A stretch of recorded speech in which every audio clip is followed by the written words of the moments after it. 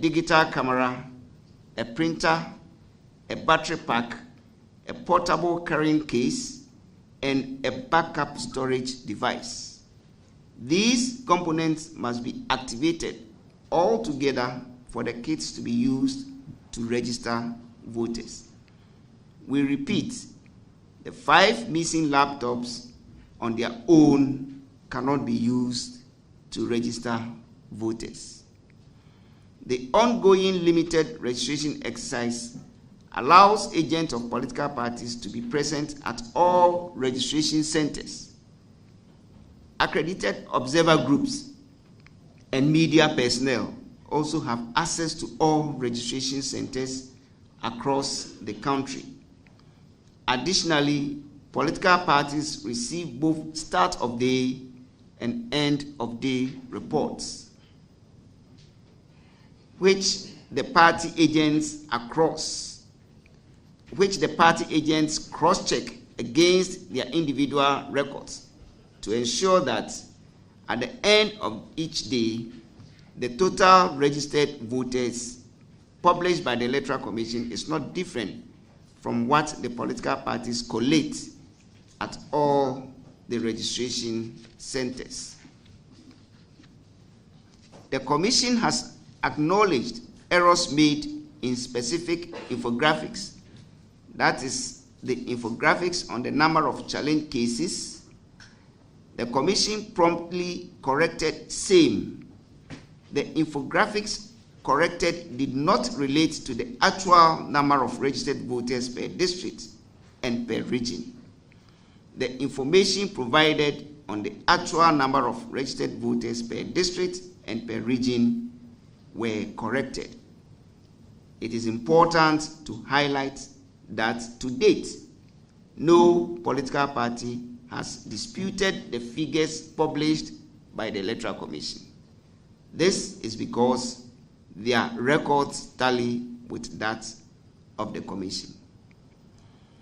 The Commission has explained that the serial numbers of BVR kits play a crucial role in the operation of these devices, particularly in the generation of activation codes essential for their functionality. The Commission's decision not to disclose what it considers security-sensitive information cannot be misconstrued as providing a cover for the Commission to register voters from some undisclosed location. We challenge the Election Watch Ghana to provide information on locations where they believe this illegal registration is going on.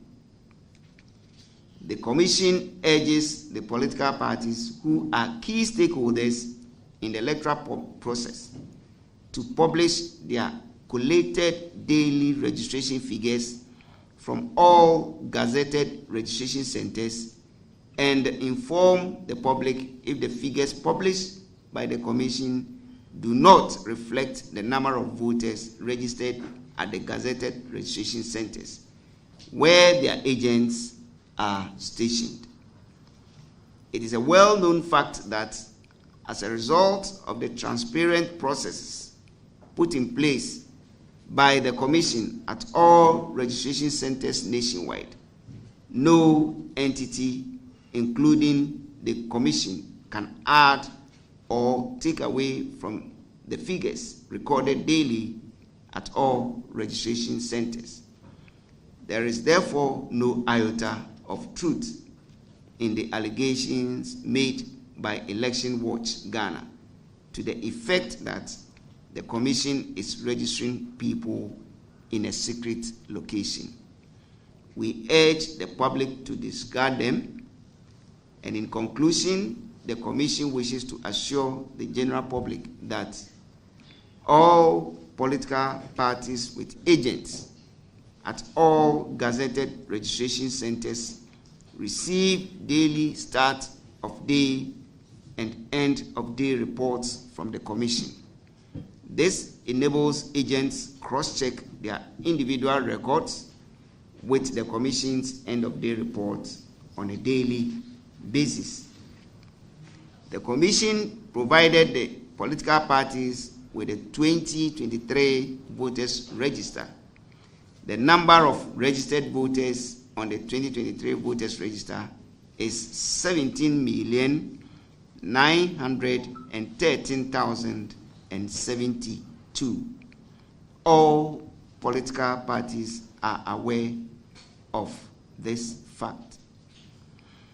The Commission will publish the total number of voters registered during the ongoing limited voters registration at the end of the exercise. We have no doubt that the figures will not be different from what the political parties collate. The sum of registered voters on the 2023 voters register being 17,913,072, and the total number of voters registered during the ongoing limited exercise will be published by the Commission prior to the exhibition of the provisional register. We urge all the questions sent.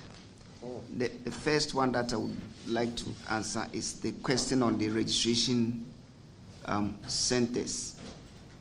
That is the calls for increase in the registration centers. In the first place, the previous exercise that we did, we had the registration at the district offices of the Commission. And the Commission made it known to the public that it will go beyond registration at the district offices. So the Commission earmarked difficult to access electoral areas, and at the same time some public universities. So we went beyond registration at the district offices, went into some difficult to access electoral areas as well as public universities. So this is good enough to cover all difficult areas that the Commission earmarked. With the expansion, or less the extension of the registration exercise, as you asked by, is it Bediako or whatever it is, we have 21 days within which to register applicants.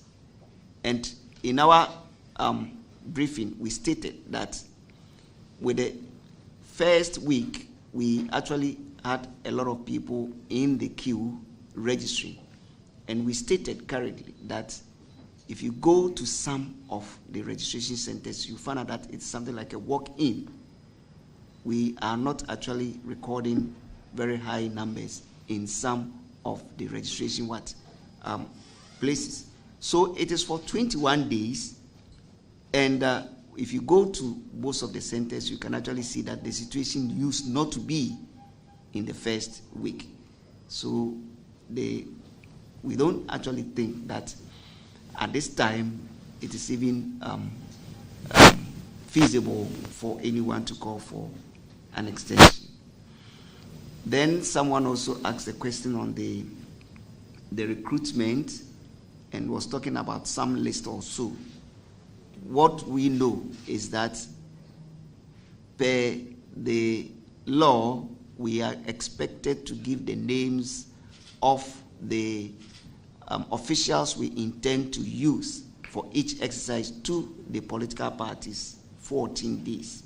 And the Commission previously admitted that this was done, but we were not able to go by the 14 days. But at the RIPAC and then the DIPAC, which were held, we actually asked the districts and then the regions to submit, which they did. But what we were unable to do was to give it to them 2 weeks, the 14th day. And we explained that normally when we do such recruitment, before you do your final training, there is the likelihood that some of them may not turn up. So before we get the final list, we must actually do our training to know those who will turn up and then give the names and the pictures to the parties. And I think there was a question on busing, and then who brings them to book. In our previous press briefing, we said that the commission is not responsible for what? Busing applicants to registration centers to register. Our duty is to be at the registration center and receive applicants and register them. So we know that this is something that the political parties have been doing, and we call on all stakeholders to rather reprimand the political parties for actually going that way.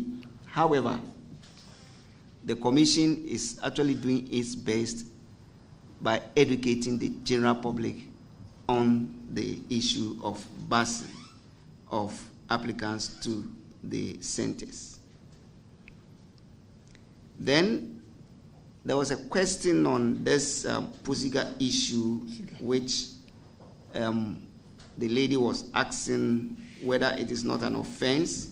You know, the requirements are that either you have your Ghana card, your passport, or you use what?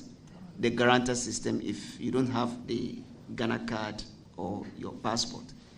Yes, it is true that the registration officer tried to use the Ghana card, which he wasn't able to do, because I learned when he actually keyed in the numbers, the system indicated red, which shows that it was a wrong Ghana card number, you know, and registered them using the guarantor system, which is also another source of identification for the registration. You know, we know the registration officer has actually faulted in the sense that it is the duty of the registration officer to do the proper thing at the registration center, but the guarantor system is also an option for registration.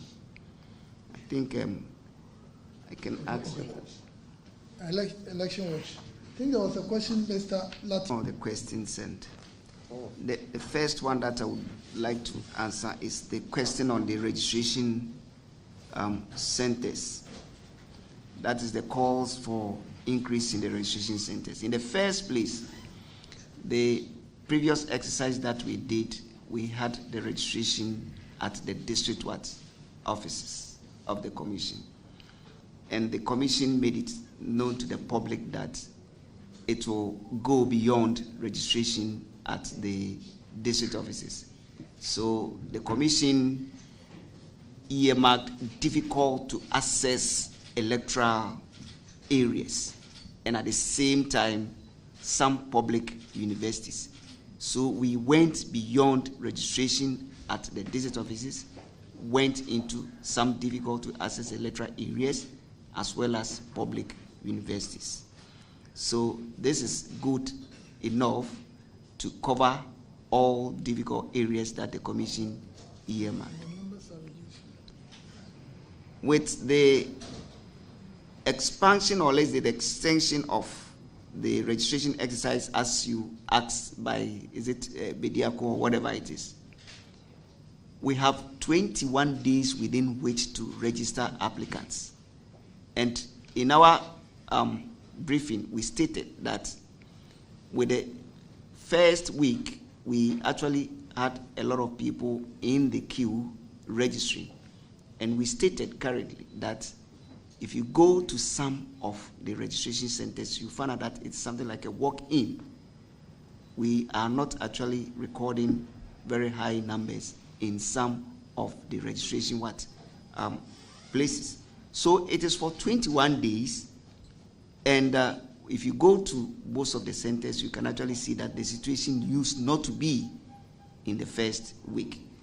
Dan, I will not answer that question. I'm saying that we will engage with the number one of this country, and all the issues we will discuss them one after the other. Okay. First position on the proposed sale of 60% of SNED's stake in its investment in hotels. At a meeting held today, 20th May 2024, the workers' representatives on the Board of Trustees of SNED briefed the top leadership of organized labor about the proposed sale of 60% of SNED's interest in some hotels. The workers' representatives informed the leadership that they had collectively raised objections to the process and had advised that the process be halted. We in organized labor find it extremely difficult to understand why, first, SNED's interest in 6 hotels will be packaged and sold as if all the hotels are in the same financial situation. 2, we find it difficult to understand why the original proposer of the sale of SNED's interest in 6 hotels has now reduced to 4. We hold the view that this renders the whole process null and void. And 3, we find it difficult to understand why the proposed payment terms varied from the original MOU based on the recommendations of the transaction advisor. We also find it difficult to understand why SNED's interest in these hotels should be sold to a company owned by a minister of state. We do not think that this is right. Organized labor, therefore, demands that the process of the sale of SNED's interest in the hotels be cancelled immediately. We are also calling on the Minister for Employment, Labor Relations, who is also responsible for pensions, to direct the Board of Trustees of SNED to cancel the process immediately. Otherwise, we will advise ourselves. And we are counting on their cooperation. Thank you very much. I hold the view that the process was flawed. Our reps on SNED board were very clear in their demand that for a number of reasons, the process be halted. But from all indications, it appears the process is going on. And in fact, they are even speeding it up. And we don't think that is right. We do not think that the regulations that guide the sale of state assets were followed. We do not think that the necessary due diligence was done. We cannot imagine that state properties will be sold to a minister of state. For us, it smacks of state capture, and that should be stopped, and stopped immediately. And if the Minister for Pensions, who is also Minister for Employment and Labor Relations, failed to stop SNED, we workers of Ghana, we own the funds. We will stop that process. We, at the May Day, requested that we wanted to meet with President on this matter. You may recall that we asked the President to convene a meeting with leaders of organized labor to discuss SNED, and this is one of it.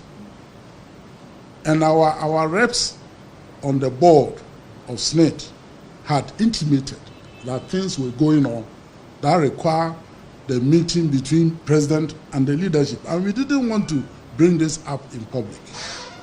We still insist that the President should make time for us to discuss this and many other issues about SNED that our reps had brought to our attention. May 6th, today is May 20th. We expect that the President will invite us as soon as possible, because there are many other issues that we need to raise. There are many other issues our reps have brought to our attention that we need to discuss with the President himself. We will not allow pension funds to be toyed with. And this is our last warning. This is the last warning to those who are in charge of this country, that workers of Ghana will not allow our pension funds to be used anyhow, especially when assets of the pension fund is going to be sold to the Minister of State. This is not right. As for your second question about the timelines, we don't have timelines. When the time comes, you know that, you know it, and we are not going to stay here for long, because we know that if we don't act and act immediately, something can happen which is not in the interest of workers of Ghana. And so we are ready to act immediately if our warning is not heeded. Yeah.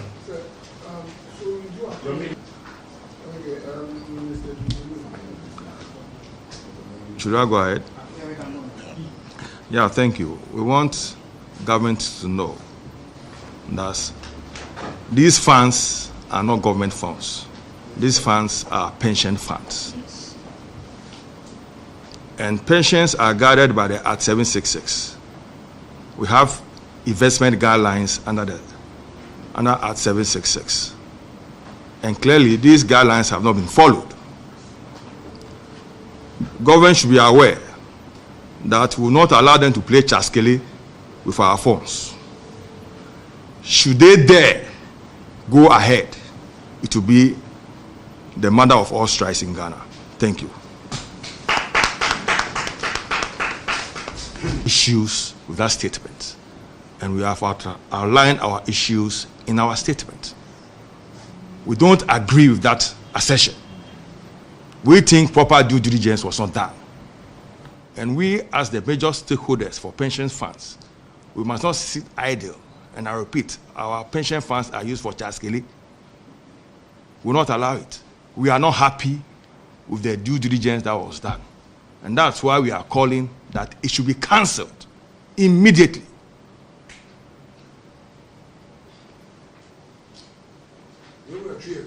Issues with that statement.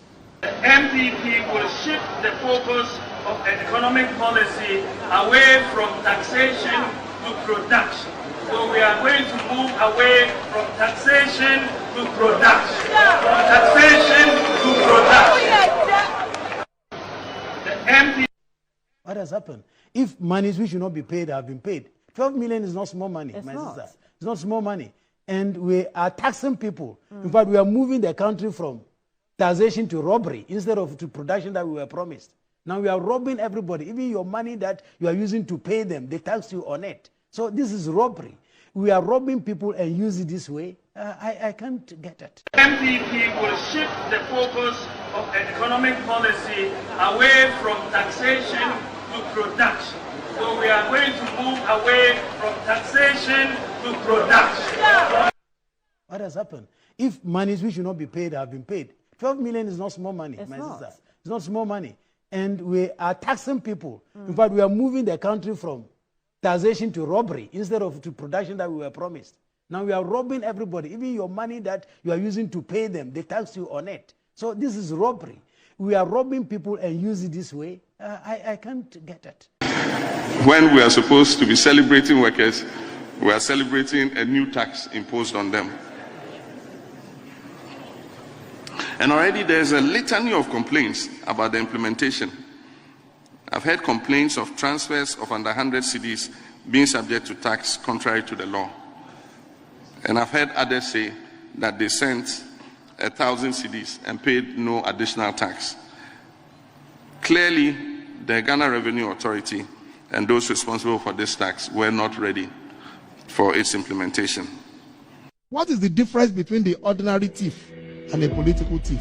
Number one, the ordinary thief steals your money, your bag, your watch, and your jewelry, isn't it? But the political thief steals your future, your career, your education, your health, and your business. Number two, the hilarious part is that the ordinary thief will choose whom to rob. But you are the one who choose the political thief to rob you. Because we choose them. We vote them. We blindly say we are not blind. Who is deceiving who? The ridiculous part of the whole issue is that we will fight to defend and protect our belongings from the ordinary thief. Is it not? But we fight each other to defend and protect the political thief. Is that not what we do? Thugs will be fighting themselves to protect those that are stealing our career, stealing our job, stealing our health, stealing our success. What a shame. If you reach a certain stage in life and there is nobody who can look you in the eye and tell you the truth, you are doomed. And that is where our country has gotten to. We need to rescue this country. Wallahi. And I feel very terrible as a Ghanaian at this time. This country is in serious trouble, ladies and gentlemen.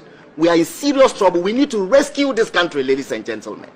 The presidency has been so depraved, so muddied, so dirtied, that I tell you in all sincerity as a Ghanaian, that I feel terribly sad today as a Ghanaian. We need to rescue this country. Wallahi, inshallah. Please don't cry.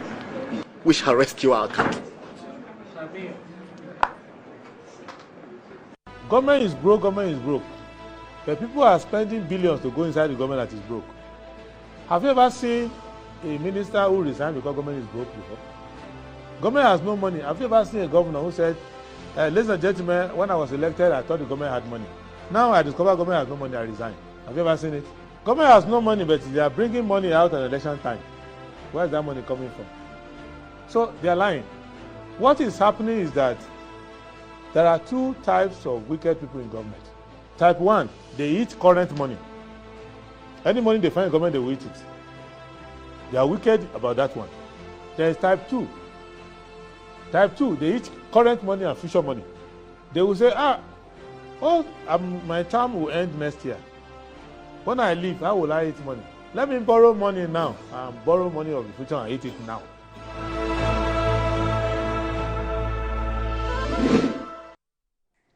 Right, hello, good morning and welcome to the show. This is Good Morning Ghana Live on Metro TV. It's a Wednesday, the 22nd day of May 2024. By His grace, we're live and we're here. We're yet another edition of this show. Our gratitude will go to Most High God for the rare privilege of being alive and, of course, the opportunity of having another conversation around the top stories making rounds here in our dear Republic. I'll let you into our panel for the morning's conversation shortly, but let's take a look at the front pages of our newspapers. Daily Graphic. Kaya Empowerment Program launched. 5,000 female headquarters targeted. 2 hostel facilities inaugurated. Waive taxes on public health, commodities and medicines, NACP. Invested petroleum funds appreciate to $1.24 billion. PIAC report. The Ghanaian Times. Limited voters registration. No extension of deadline. 532,025 eligible voters captured so far. EC. APSL initiates arbitration against Ministry of Transport, Ghana Shippers Authority for unlawful termination of agreement. VIP champions Kaya Empowerment Program as inaugurates 2 resources and training centers. Ghana's petroleum revenue declines by 25.65% in 2023 due to production shortfall. Daily Guide. Baumia opens Kaya Hostel. A Sikado explosion, deaths arise. Majority fires minority over recruitment claims. Kumasi Dortmund sign a Sister City Pact. A new crusading guide. Ripples from BILT project. Ashanti Port Hall's Transport Ministry to arbitration over unlawful termination of concession agreement. NDC minority in Parliament rejects tax waiver for businesses. YEA launches initiative to upskill 5,000 head porters. NDC Central Town Secretary dissociates himself from man who defrauded London-based Ghanaian. I'm committed to ensuring dignity and opportunity for Kaya, Dr. Baumia, as he commissions 2 hostel facilities. Stop trying to destroy me, Brian Champon tells Ablakwa. The Insight. TUC says no to government. Sale of SNIT hotel shares to minister. As Closac warns against playing Chaskele with workers' pension funds. 39 years after killing of Margaret Kuonu, indigents of Adansong or Lagoon vow to continue struggle against Electrochem. Ex-school member Alolga Katapori warns President Kufuor to be mindful of his utterances if he wants democracy to last in Ghana. Senegal Prime Minister criticizes French military bases in territory. The Herald. Angry Ho High Court judge condemns EC's disrespect in SAL election petition. Accused person in ambulance case questions basis of his trial. Suggests AG set someone loose. Negligent ECG's poll kills woman near Ebri. Extend voters registration exercise. New force leader urges EC. NPP Stephen in team appointed MPA board chairman. Bawumia launches Kaya empowerment program for 5,000 headquarters under YEA initiative. The Informer. Plot to smear special prosecutor uncovered.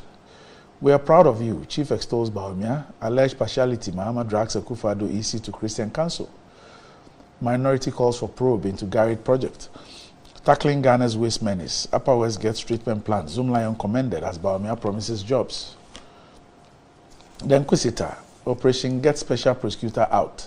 More mad planned as government packages new lies. Tobu's letter to IGP. Insider job sniffed as police officers murmur. Kosa takes over local government as new minister. YEA launches initiative to upskill 6,000 headquarters. Opuni case. CJ's removal of Kulendi others fuels needless speculation. Kwekwaza. The Daily Statesman. Big promise redeemed. Bawumia launches Kaya empowerment initiative. Minority against move to motivate businesses. Works and Housing Minister woos global real estate investors. First ever advanced waste recycling plant commission in Wa. The Ghanaian Publisher.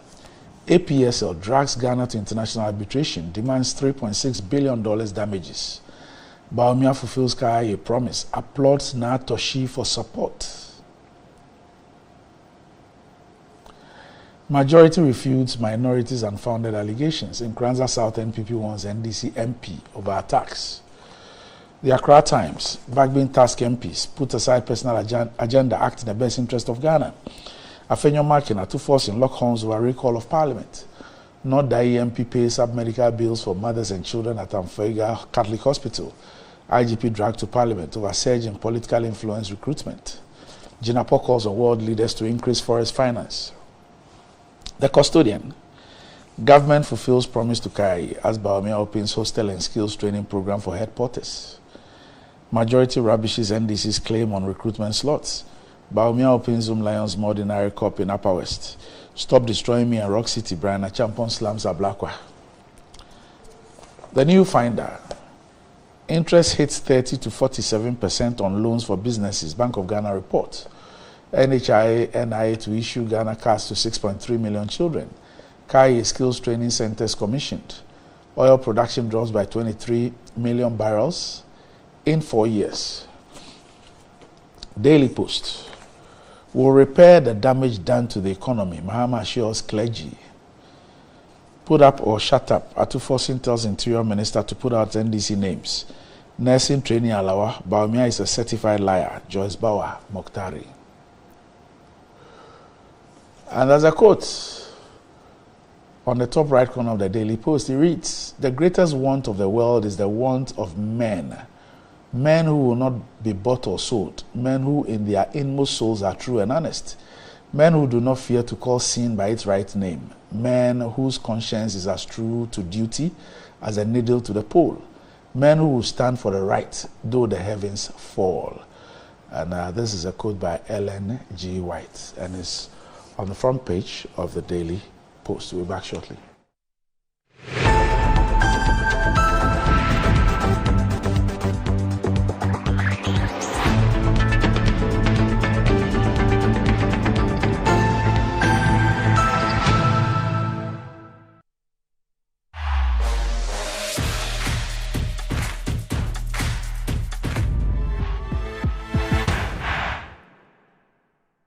Fortune Rice, it's me emu ediane biara. Yansio kakre bi pe, emu no nkekamu. Na ne hwam ne dedie. Delicious.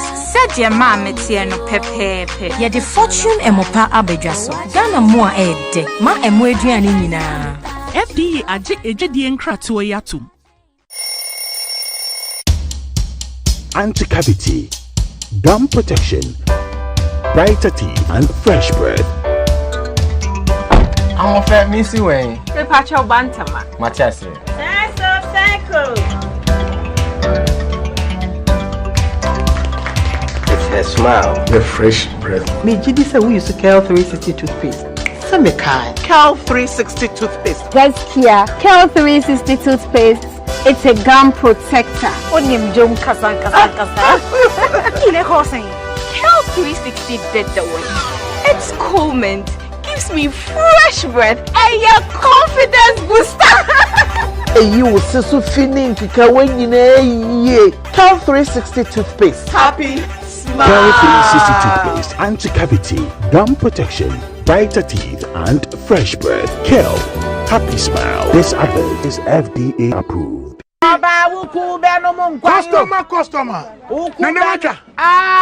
Nada bena minka me twa papa. Me twa 10 Ghana.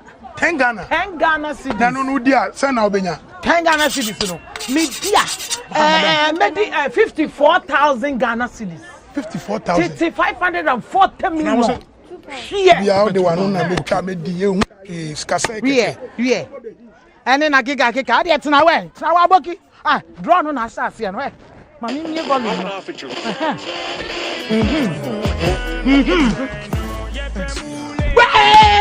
Customer!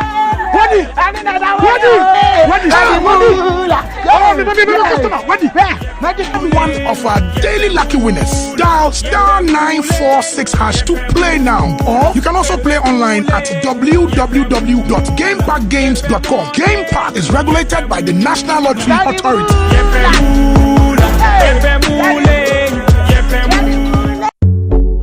In today's modern world, stairs are a challenge, especially for our elderly and those with health concerns. Navigating them can be difficult and even dangerous, but there's a safer way to move vertically. Lifts and Elevators Limited Company, your answer to a more accessible and secure vertical transportation. Our elevators and escalators, including top-of-the-line pneumatic vacuum elevators, Fuji elevators and escalators, offer a safer and more convenient alternative, eliminating the risks of stairs and enhancing accessibility for homes, businesses, and hospitals. Choose safety and convenience with Lifts and Elevators Limited Company. Elevate your spaces today. For more information, visit our website at www.elevatorsgh.org or call now on 0200-535-515. Lifts and Elevators Limited Company, the elevator people.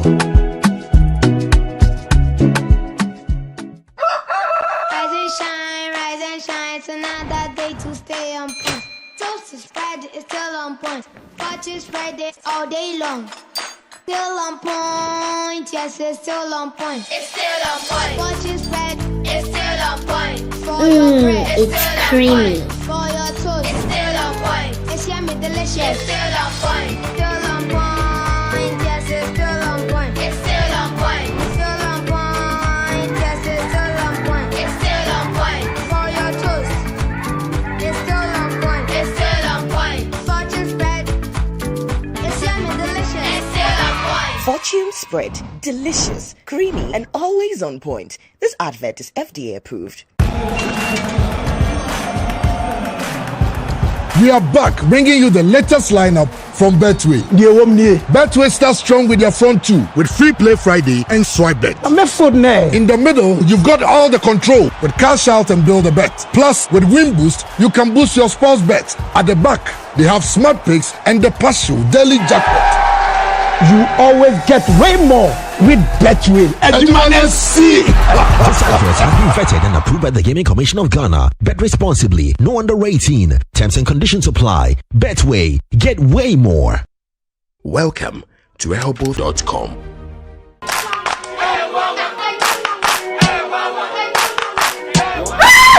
Papa is walking.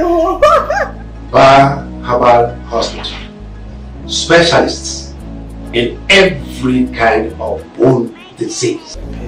Bar Herbal Hospital. Baby, a son of Wibia. Nanso, Yari, Sapa, Dom Spinal cord, swelling of the arms, arthritis, bone injury, swelling of the leg with reddish color around it, and so on. See, Bar Herbal Hospital has special ultra-modern machine for checking up the body. I have tried them and I got good results. Try Bar Herbal Hospital.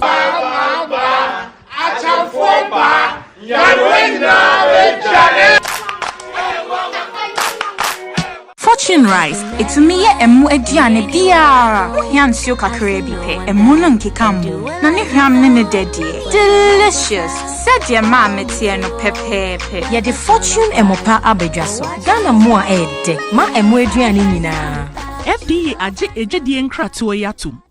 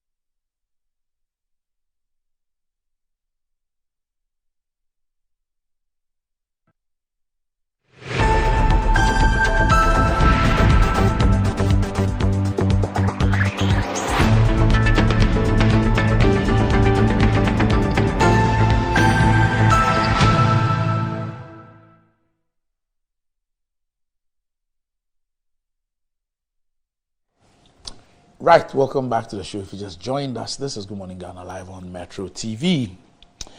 With me on the show this morning is the sworn-in Minister of Health. He's also the parliamentary candidate of the MPP in the Lajokuku constituency, Dr. Bernard Okoboy. Good morning, Honorable Minister. Chair. I don't know whether that's all you say when you have cabinet ministers on your show. You have to say more. Okay, I'll come back and say more.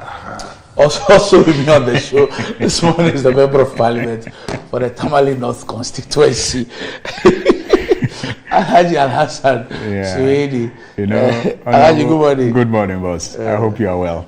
By the special grace of God, I'm fine. Alhamdulillah, we thank God. Boy never disappoints, you know. Yeah, he just told me how he was ushered in this morning. Yes. After, you know, taking the oath. Yes. So office. with two dispatch riders. Yeah. You know, and then special assistants holding his bag. Yeah. One would have thought that with... You know, I had to wait for him to be ushered in. So I had to wait with my hands behind my back. Your back.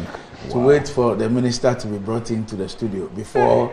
Even the host. I'm sure they had to do some security clearance. Yeah, they came to check the place and did everything so that minister... Honorable Doctor, you're welcome. One would have thought that, you know, he'll be magnanimous because it's injury time appointment, but... Hey, you didn't hear? No. That... So although the time is short... things can still happen. They can still... Is that the end of the sentence, or you are... you can continue it. Is that the end of the sentence, or you are going to say... Although the time left is short, they can still... We can still make an impact. Is that a full stop, or there's the sentence? So finish it. You can still make an impact. Oh goodness! But congrats. Thank you very much. We are very proud of you. Very proud of you. I mean, regardless of how bad things are, as an individual, we are very happy for you.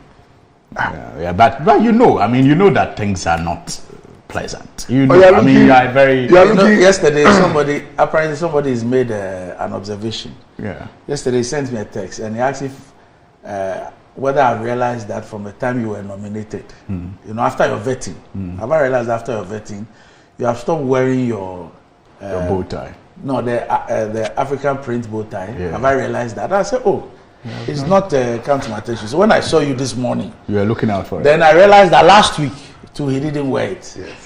So the new brand. So I see that. I mean, in fact, this is for cabinet does not allow that.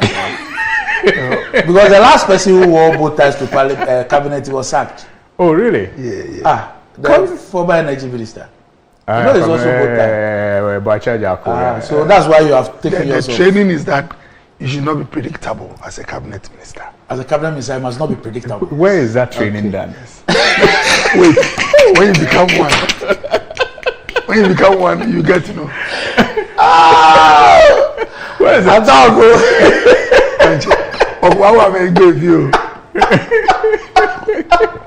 If you are not one, how can you receive the training? No, I just want to know where it is done, even before I become one. When you become one, we'll show you where.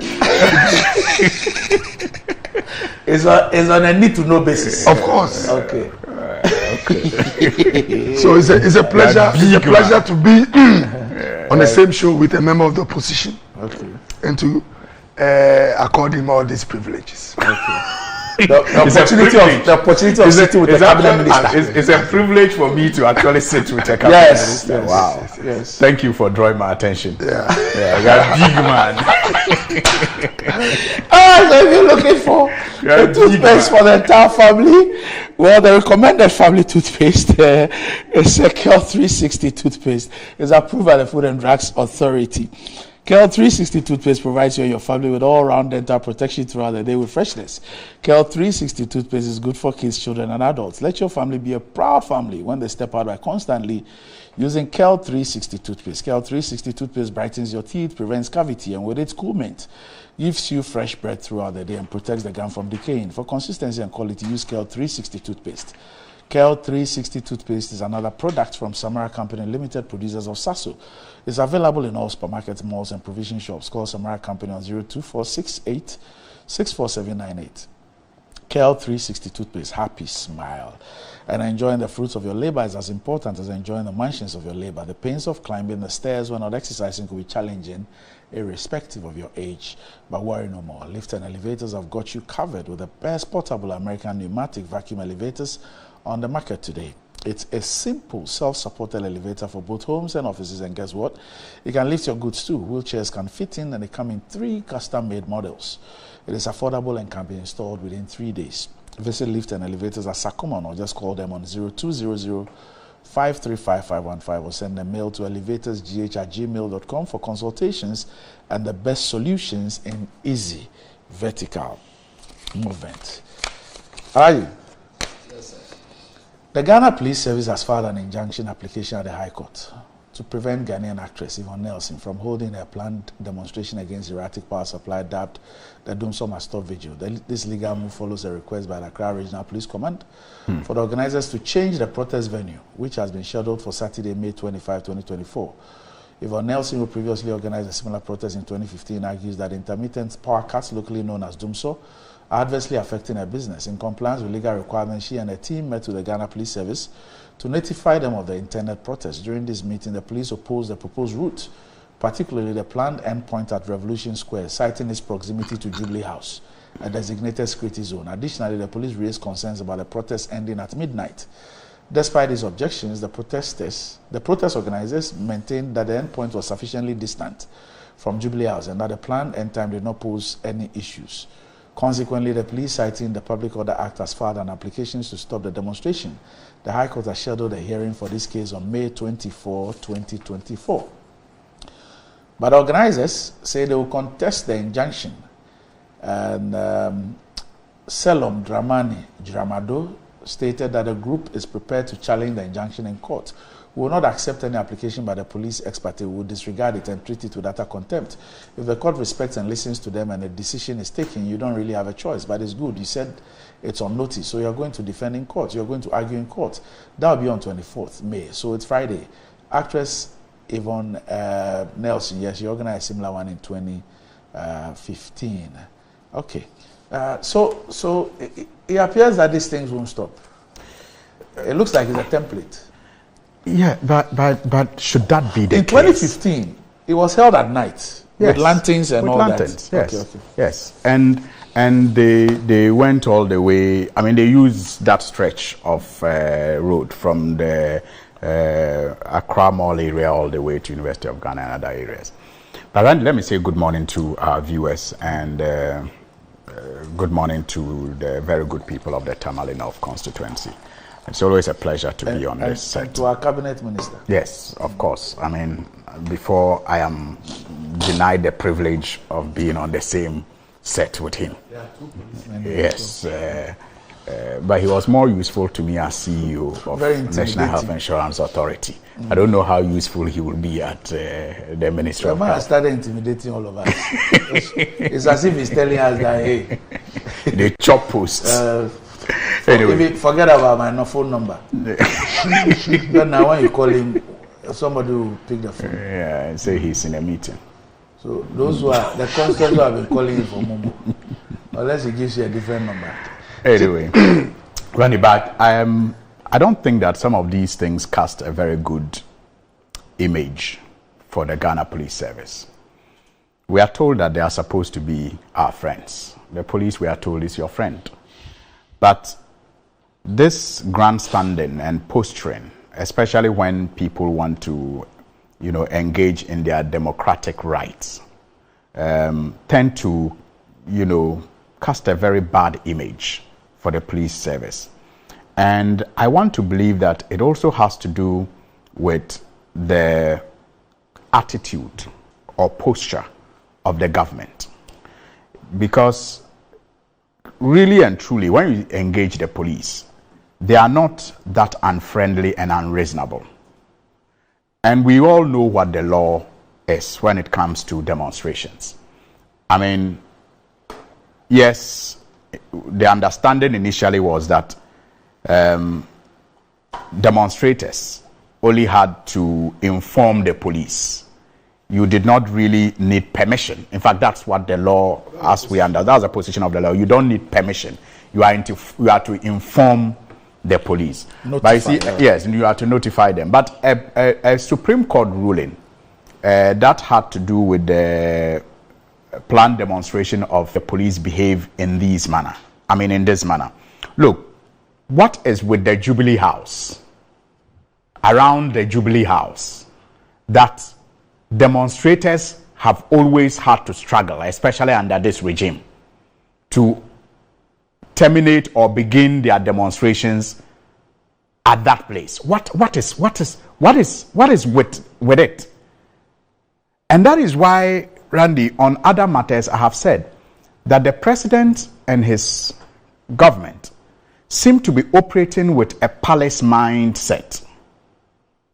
It's as if they are operating or governing from the palace and not a democratically elected office. Otherwise, you will not have some of these posturing that suggests that no one dares the king. He is almighty and, don't even get close to his seat. In the past, many people have presented petitions at the Jubilee House, or the Flagstaff House as it was then known, after engaging in demonstrations. In fact, people in this government took part in some of those demonstrations and were part of the petitioners, where they were met at the gates of the Jubilee House and their petitions were taken. But you can take it from the law students who had hot water sprayed on them, through to Occupy Ghana. I mean, what's the name? Not Occupy Ghana. Oliver's Fix Ghana. And what many of them had to go through because they just attempted to march or demonstrate around the Jubilee House. Yet, you have, for want of a better adjective, I'll just mention his name, McMill, have access to the Flagstaff House to even shoot a music video. Yet, those of us who are citizens, who queue and vote for people to occupy that building, when we want to demonstrate and present petitions, we are frustrated. And the occupant of that house, who is supposed to be a legal luminary, who is supposed to be a champion of demonstrations, doesn't seem to see anything wrong with this. Otherwise, he would have spoken by now that he's uncomfortable the way the police are preventing people from approaching, the Jubilee House with their frustrations and their concerns. Indeed, we can even say that he sanctions it because of his secretary's warning to not less an institution than Parliament itself to desist from approaching the place to carry the Jubilee House to carry out its mandate, as the law requires of it to transmit bills passed by Parliament to the House. So it is that palace mentality. Or Randy, the protesters do not intend to go to the Jubilee House. Yes. They don't intend to send a petition there. Yes. They intend to use the route. End their demonstration at the Revolution Square. Yes. And this, they say, the proximity to the Jubilee House. That's what I'm saying. It's too close. And that they also disagree with the thing ending at midnight. I mean, what is that? The last demonstration ended in the night. And like I'm saying, the police, when they are minded to, have always been professional in handling these things.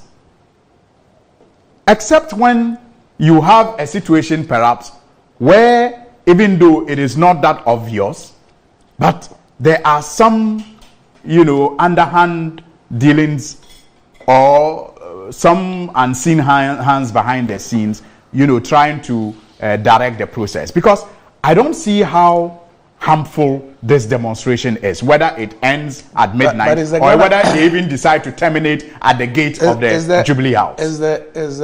Is a country that says that is ready for terrorism. Yes. Yes. Yeah. Is that country's police saying that it is incapable of ensuring that a demonstration which will end at the Revolutionary Square and end at midnight will not degenerate? Randy, that's why I'm saying that. I mean, all of these excuses are just flimsy and they make the police look bad.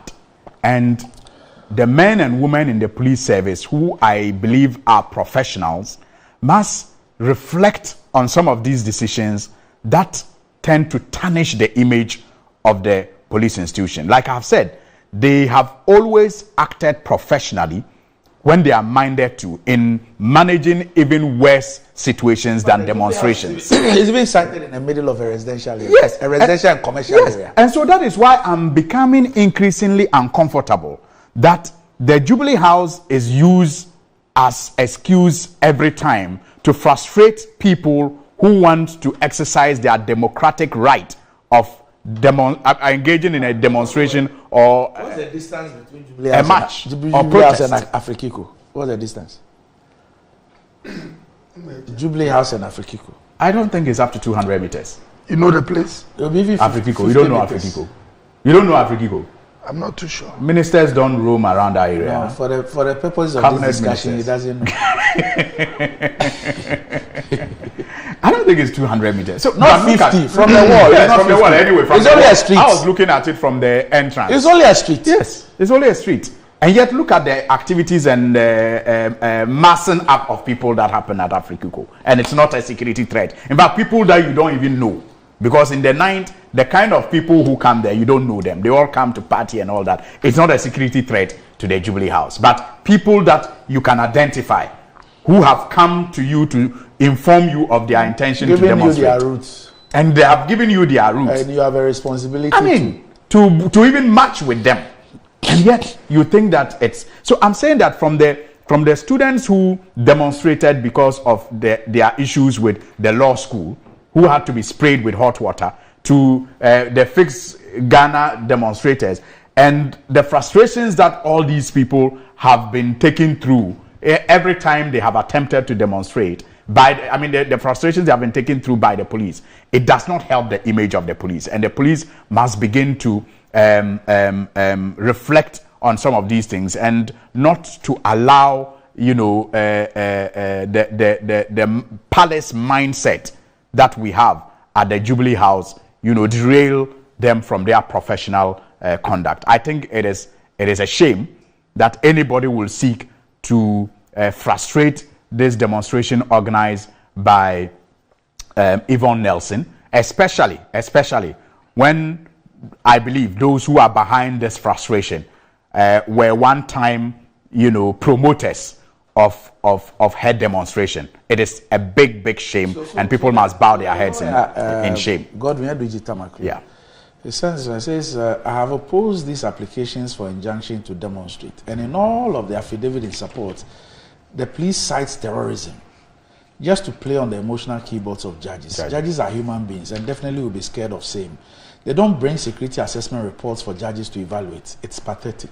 It's just unacceptable. I mean, you cannot be using fear, to deny people their rights enshrined in the Constitution and also supported by other enactments. I think we live in a democracy and not a kingdom. In the past and were criticized and said all manner of things. I mean, it's even some of these things that led to even the passage of this. The what do you call it?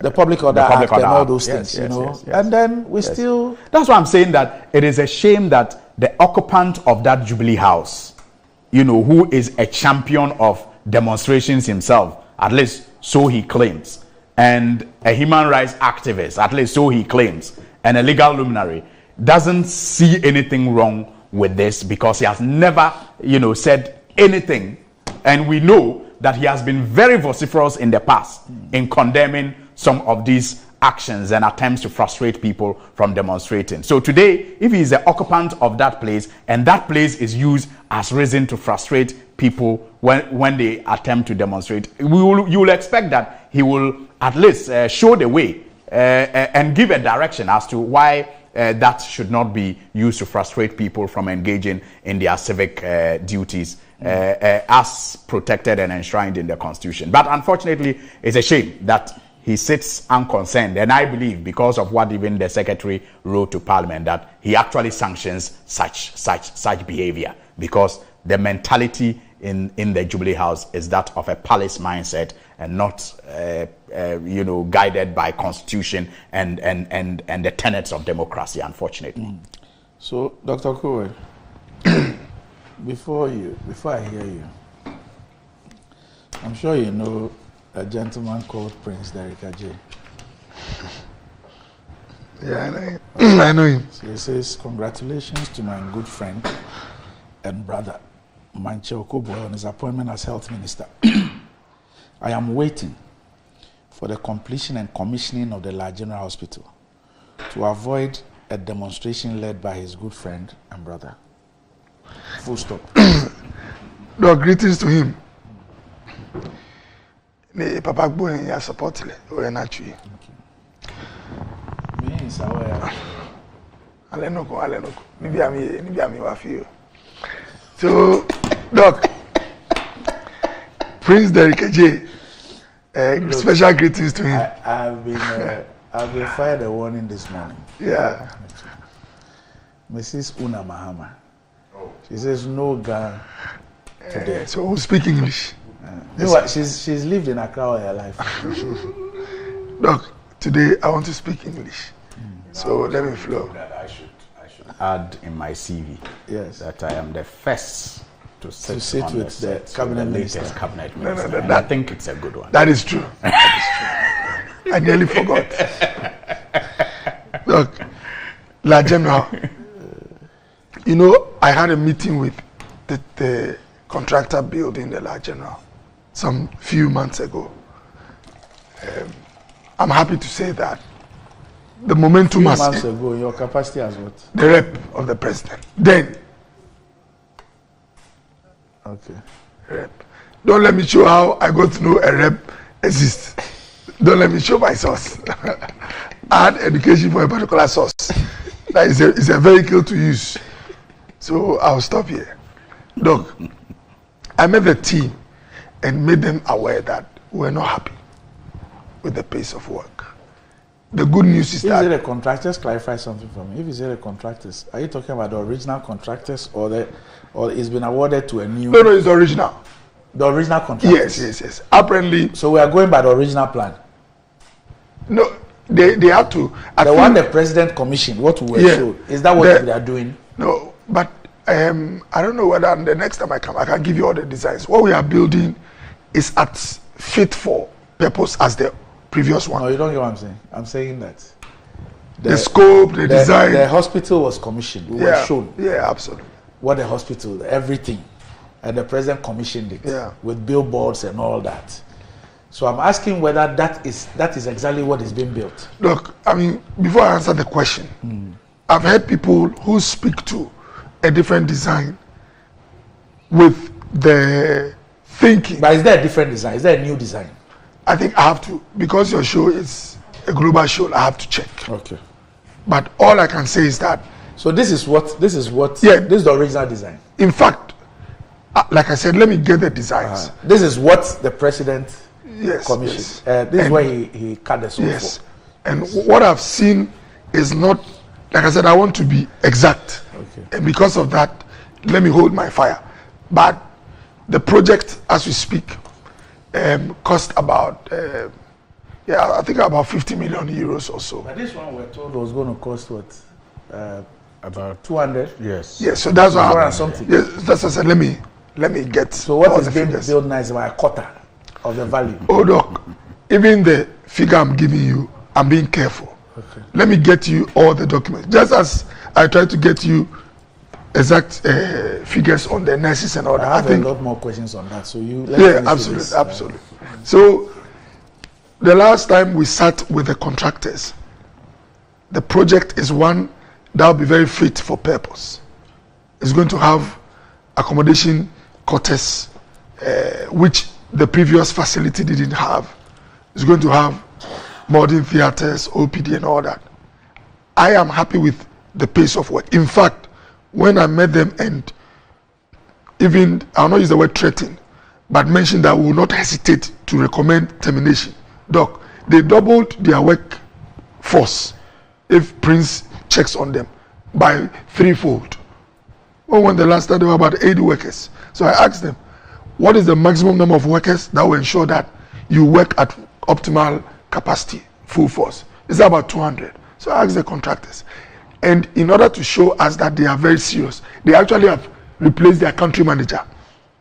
So a new one has been brought from China to make sure that there's yes. And I think the next time when I come, I'll try and get you latest pictures. Okay. Now, this is what I told them. These efforts to try and explain to Randy, to Doc, everybody how it's going, we are tired. I told them, let your project go beyond the walls. That's the threshold I used. Once your project goes beyond the walls, I don't need to be telling people that you're working. We can see it from the exactly. So I told them that for me, is the minimum I'm expecting. And Doc, I think, although I'm not a quantity surveyor or a project expert, that made a lot of sense to them. That the whole world wants to see what you are doing.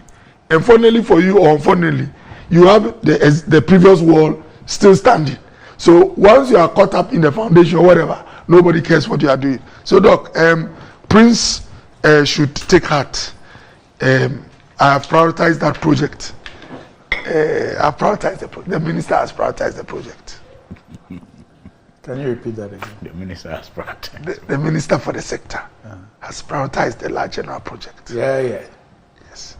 And would work seriously on it. What about dialysis? Are you the host? Doc. Yes. Honorable Minister. Reference the demonstration. Yes. Nelson Yvonne, right? That's the name. She's a very fine lady.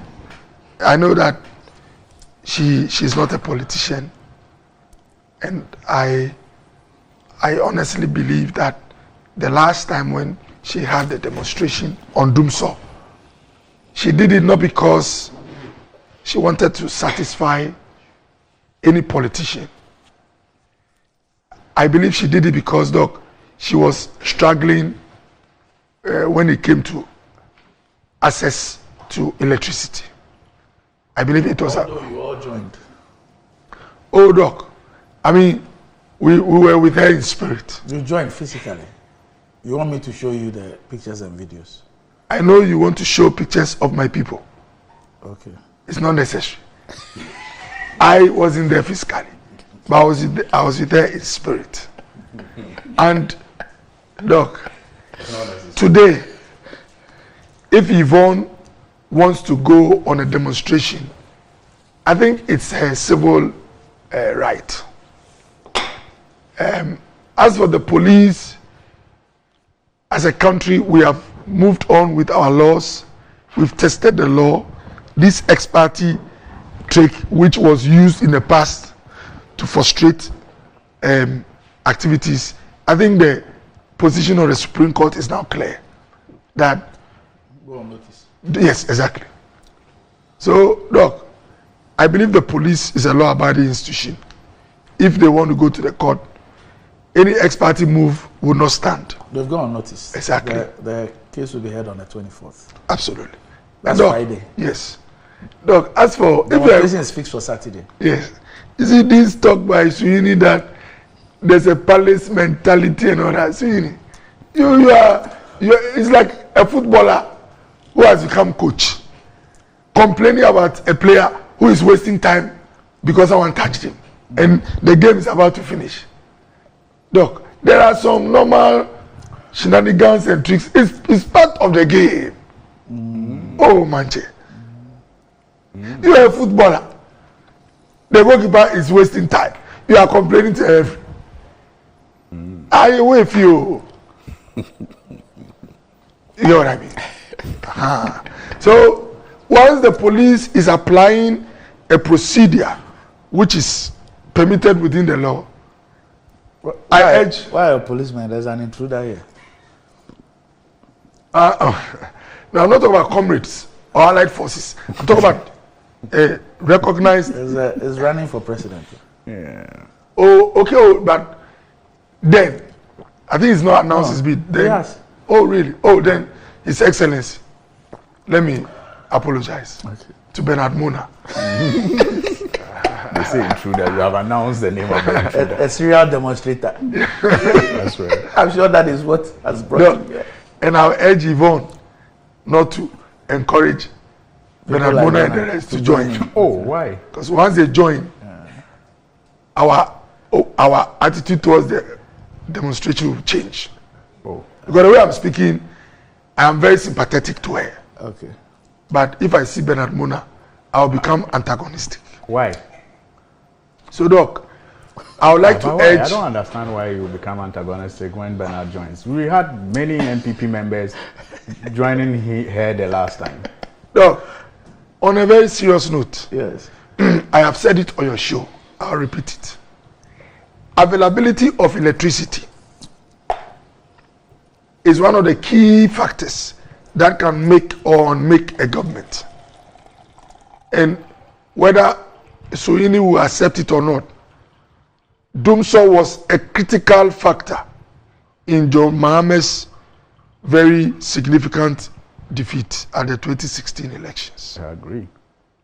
And so I have always encouraged my seniors and brothers and sisters who are managing the energy sector that whatever it takes, let's work hard to make electricity available. Do you know this man? He's my senior brother. Okay. And so, Doc, I don't know whether it's the same. I want to be very candid. But back home, I've seen that the electricity supply situation from where I live at Manette has improved compared to what I was experiencing some few months ago. Any effort by the Akufo-Addo government to improve the situation or solve it will help us, Doc. And so I don't want to go too much into how bad it was in the past, how it is now. My wish and prayer is that the way I'm experiencing and improving the situation, it should continue, whatever it takes. And that will help us a lot. Any plenty talk, which is not accompanied by an improvement in the situation, can be a big threat to our fortunes. And for my sister Yvonne, we should be calm. You know, she is not a politician. As for the police and all they are doing is more or less part of their culture. If seriously, Doc, if seriously they have challenges in terms of giving them men or operational and all that, they should sit with the organizers and get another time which is suitable and let this happen. I mean, I don't look. Ghanaians are descending, Doc. A demonstration is not what to make or make a government. It is issues like what I mentioned, the power situation, the how the future looks. Look at the messages of the candidates and all that. And sometimes these are things that we can work out. Look, President Akufo-Addo does not micromanage the police. So for Suhuyini to say it's palace mentality, I know it's all part of the political discussion. But really and truly, if you are having a demonstration on the streets, it does not stop the president's itinerary. And we've had demonstrations in this country. Vamawo had some in the night and some 2-3 days and all that. Under Akufo-Addo's regime, it's been happening. But like I said, when you are a football player, don't be surprised when you see some things on the game, on the pitch. Usually it's part of the game. And because I am a politician, and again, let me say, Doc, you can have a demonstration in Boku.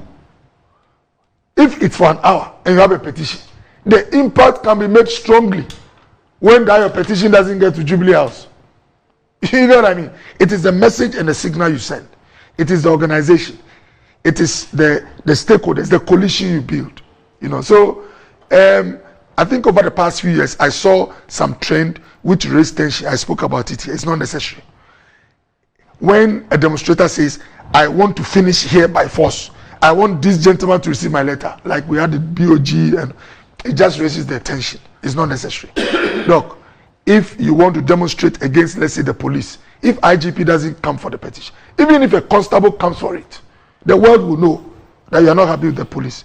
If it's against GFA, Kurt mustn't come and receive the, I want us to have activities that will send signals, but not raise tension. The tension is unnecessary.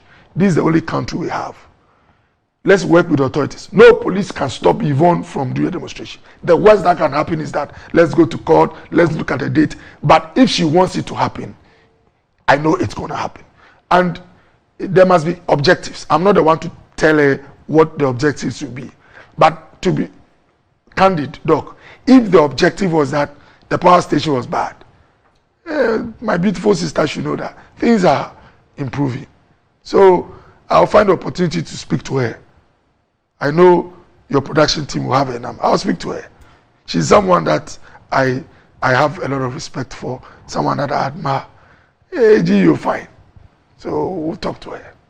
You know, talk to her. You talk to her. How will talking to her resolve the power situation, which she is? I've spoken about power.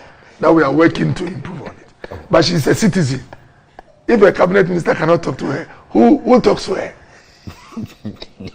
Okay, so Mr. Cabinet Minister, you are bullying us with this. Prince Derek Eje says tell the contractors to remove the wall. So people because the wall was part of the not fit for purpose structure that was done. So let them remove the wall so we can see. From where I sit, things look different. Things look different how? But he's sitting. He's Allah. He's a last citizen. Yes. And he's talking to a cabinet you minister. At Teshi. He's a cabinet minister. That's okay. So okay. Monkeys play by sizes. He's at the top, so he sees more. Okay, all right. Okay. But you see, because he's at the top, that's why I asked him about dialysis. And this is important. In fact, the Tamale Teaching Hospital CEO has been very worried about dialysis patients in the hospital, and you were there only a couple of months ago, and you know. I mean, when in his capacity. When he was, I think that was his last exercise as national NHI CEO. That was the last place he visited and came home to hand over. You know, he was with my wife on that trip, so I know. Those who question my capacity should cease and desist from that practice. You know, so he has been very concerned because some monies were allocated. I know through the National Health Insurance. If you don't see me, dialysis. 1 hour after the program, please hold Dr. Kubo responsible. Yeah. Doc, as for Tamale, I have special heart for them. Yeah. So within these few weeks, we've given them a water tanker, a new one, which was given to us by JICA. Right. We've given them an ambulance, and I know we are working with one agency to get them, I think, some dialysis machines as well. Yeah. As for renal care, Doc, there's a lot to be done to improve renal care across, especially the big hospitals. So it's a priority area. Yeah. But I hear some money has been allocated to the patients, and the patients in Tamale have not been covered. I've been following what's happening in Parliament, and I feel sad. Yeah. If the narrative, as put out, especially by the minority and the chairman of the subsidiary legislation committee, Dr. Dominic Aine, is anything to go by. Dr. Aine makes the point that on the fees and charges thing that was brought before them, they raised the issue about the renal one, which is dialysis for the benefit of our people. And that the Deputy Finance Minister, she's now Minister of State, right? Yes, Abena, Honorable Abena, told them that they will bring an addendum to correct it.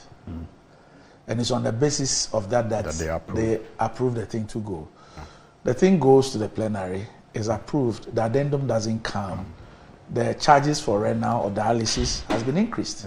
Meanwhile, at the subsidiary legislation, the decision was that you can't do this one. It was approved on condition that the amendment will come. And that they will bring an addendum which will correct that. And it wasn't done. Sometimes that's the problem with, how we have very little time to take decisions on some of these important matters. So if you don't have members or some members electing to follow up on some of the decisions that are taken at the committee, when it gets to the plenary, if you are not careful, the assumption of goodwill is that once it was promised, it will be done. The assumption is that it's done. it is after the approvals that sometimes some of these criticisms will draw attention to the fact that maybe you may have missed something. Because on the day, for all you know, maybe the one with interest to even follow up may have been distracted by another meeting somewhere when that, consideration was done at the plenary. And so if the person is not there to raise that, hey, we agreed to get an addendum before this thing is passed, and the addendum is not there, it gets passed. And I think that that is why sometimes we argue that the capacity of Parliament needs to be built more. I mean, where you have properly set up offices to service the members of Parliament, some of these things can be tracked and properly, checked before what got me a bit worried was that I've not heard the Finance Ministry or the Honorable Abner dispute or disprove that assertion. Yeah. But I heard the Honorable Arnaud Dompré, and he sought to create the impression that the minority was playing partisan politics with that provision, and that there is a proposal to vote some money to provide some subsidy, and that they should rather focus on that. And I thought that if indeed the rendition by Dr. Yene, who chairs the Subsidiary Legislation Committee, is what really happened, a leader of the House ought to be speaking differently. I mean, sometimes that's the problem we have in the House. Some of our leaders, like Oko was saying, in their engagement and utterances, seek to just create tension. Exactly, unnecessary tension. I mean, and they get too partisan. Those who are going for dialysis today, you do not know. Yes, because you see, whether they support Bernard Mona. The truth is that money, we have been looking as a house to see where we can get funding for that problem. So I remember in considering the formula for the District Assembly Common Fund, for example, the discussion came up. Members were looking at where we could, allocate funds for that exercise. When the National Health Insurance Authority came for their formula, it came up. And an allocation was made, I think 2 million Ghana cedis or so. Yes. And we thought it was too small. Yeah, but what can 2 million Yes, it was woefully inadequate. And so we're still looking at other ways of increasing that allocation and even making it consistent.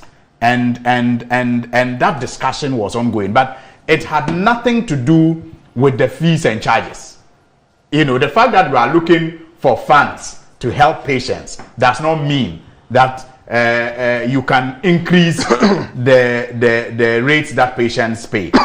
I rather think that because you have not even had the safest revenue handle to deal with the patient's problems, it is the reason why you at least should maintain the cost as it is, if you are concerned about the impact of the cost. So I think that Arnaud Dompré was completely out of order. It had nothing to do with NDC MPs playing politics with it. It is, I'm sure, what Dr. Ayini said, because we all operate at committees, and sometimes based on good faith, we take promises and assurances that are given us by sector ministers. When they say they will help correct a situation, you don't want to unnecessarily, frustrate government business at the committee level. So once something is detected and it is acknowledged as an anomaly, an assurance is given by the minister. That is why in some committee meetings, when the minister is not present, the committee refuses to engage with the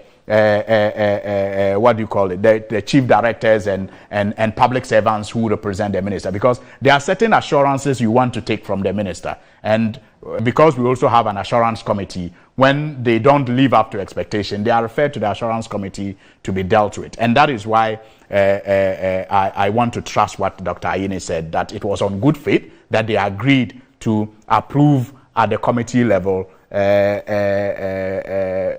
awaiting the addendum from the ministry. And if that didn't happen, I think that perhaps the Ministry of Finance should be explaining why that was not done before the plenary took the decision to approve the fees and charges. Just to show you something. And you remember, Randy, so that people don't confuse it. You see, the fees and charges, you don't have just dialysis fees and charges. it's usually a bulky document. It comes with many other fees and charges. So at that point, when it is tabled as fees and charges decision to be taken, it's not like only renal dialysis or something, so that somebody will remember that, hey, the addendum hasn't come yet, and so we cannot approve this one. It comes as a bulky document with other fees and charges. And so if no attention is drawn to it, it can easily escape members like it did in this case. And I think Ghana Domprey and others should communicate and engage in ways that will seek to reduce the tension that is usually in the House. I think some of our leaders get too partisan sometimes. So just to illustrate something to you, and he also mentioned the 2 million when he was having the discussion. Look, by the new fees and charges for Korle Bu, it's about 600 cedis, 500 something. Yeah. Okay. Do you know if the dialysis patients, they do 3 times in a week? Yeah. Do you know how many people the 2 million cedis can deal with? 1,111. That's 1,111. For just they are one week. They are 1 week session. One session. So 1,111 persons can have their session for 1 week. That's what the 2 million cedis will cover. If they are having their 3 times a week, so if you put it at 1,800 and you divide 2 million by the 1,800, it will give you about 1,111 to work for 1 week.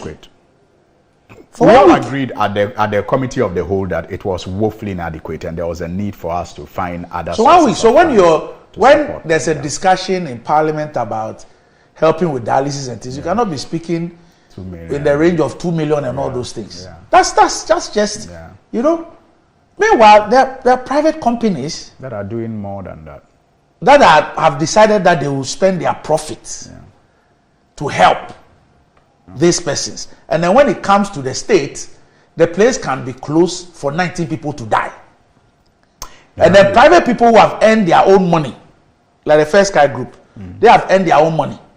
And they can decide to do whatever they want to do with the money, whether they will buy a private jet or do whatever they want to do. They've decided that there are a lot of people who are suffering. And so they should pay for their dialysis care. And then when it comes to the state's responsibility, we can lock up the place and allow 19 people to die. No, Randy, only last week I watched a news item on this dialysis matter. I saw a young man who was videoed sitting under a tree with his jaw in palm. And, you know, he said something that broke my heart, and I haven't been able to get that image off my mind since. He was asked about his condition. He said he didn't have money. He was just sitting there hoping that some good Samaritan will help. And when he was asked if he doesn't get help, what will happen? Randy, with the facial expression, body language, it was like, I'll just go home, and what will happen will happen. I haven't been able since then to get that image and the words he uttered off my mind. Like that, I'll just go home and I'll go, and what will happen will happen. And the way he said it, I mean, that is the level of, you know, desperation you don't want man to get to. You see, if you're and Randy, that's why if you're a dialysis patient, just to bring it in focus, if you're a dialysis patient, and Doc, you can correct me if I'm wrong, they have 3 sessions in a week, not so? A minimum, the average is 2, but you can have 3 or 4. Yeah. Some can survive on 1, but the average should be 2. 2, okay. So if you're even having 2 sessions in a week, that's 1,200. In a month is 4,800 cedis. So you need 4,800 cedis to enable you go through dialysis treatment. That's twice. Initially, I was told that 3 times, but I mean, he's the medical doctor, so I defer to him. If you are even doing 2 times in a week, you need 4,800 cedis. That's to go to Korle Bu. I don't know about the other private facilities, the other places that they have, the Bank of Ghana, and all. There are some private facilities who have it, and their charges don't come under fees and charges from Ministry of Health. So I'm sure that they look at the cost of the reagents and all those things, and then they. But if you are even fortunate to go to a place like Korle Bu, you will need 4,800 cedis every month to be able to. How many people can afford to spend 4,800 on only dialysis treatment?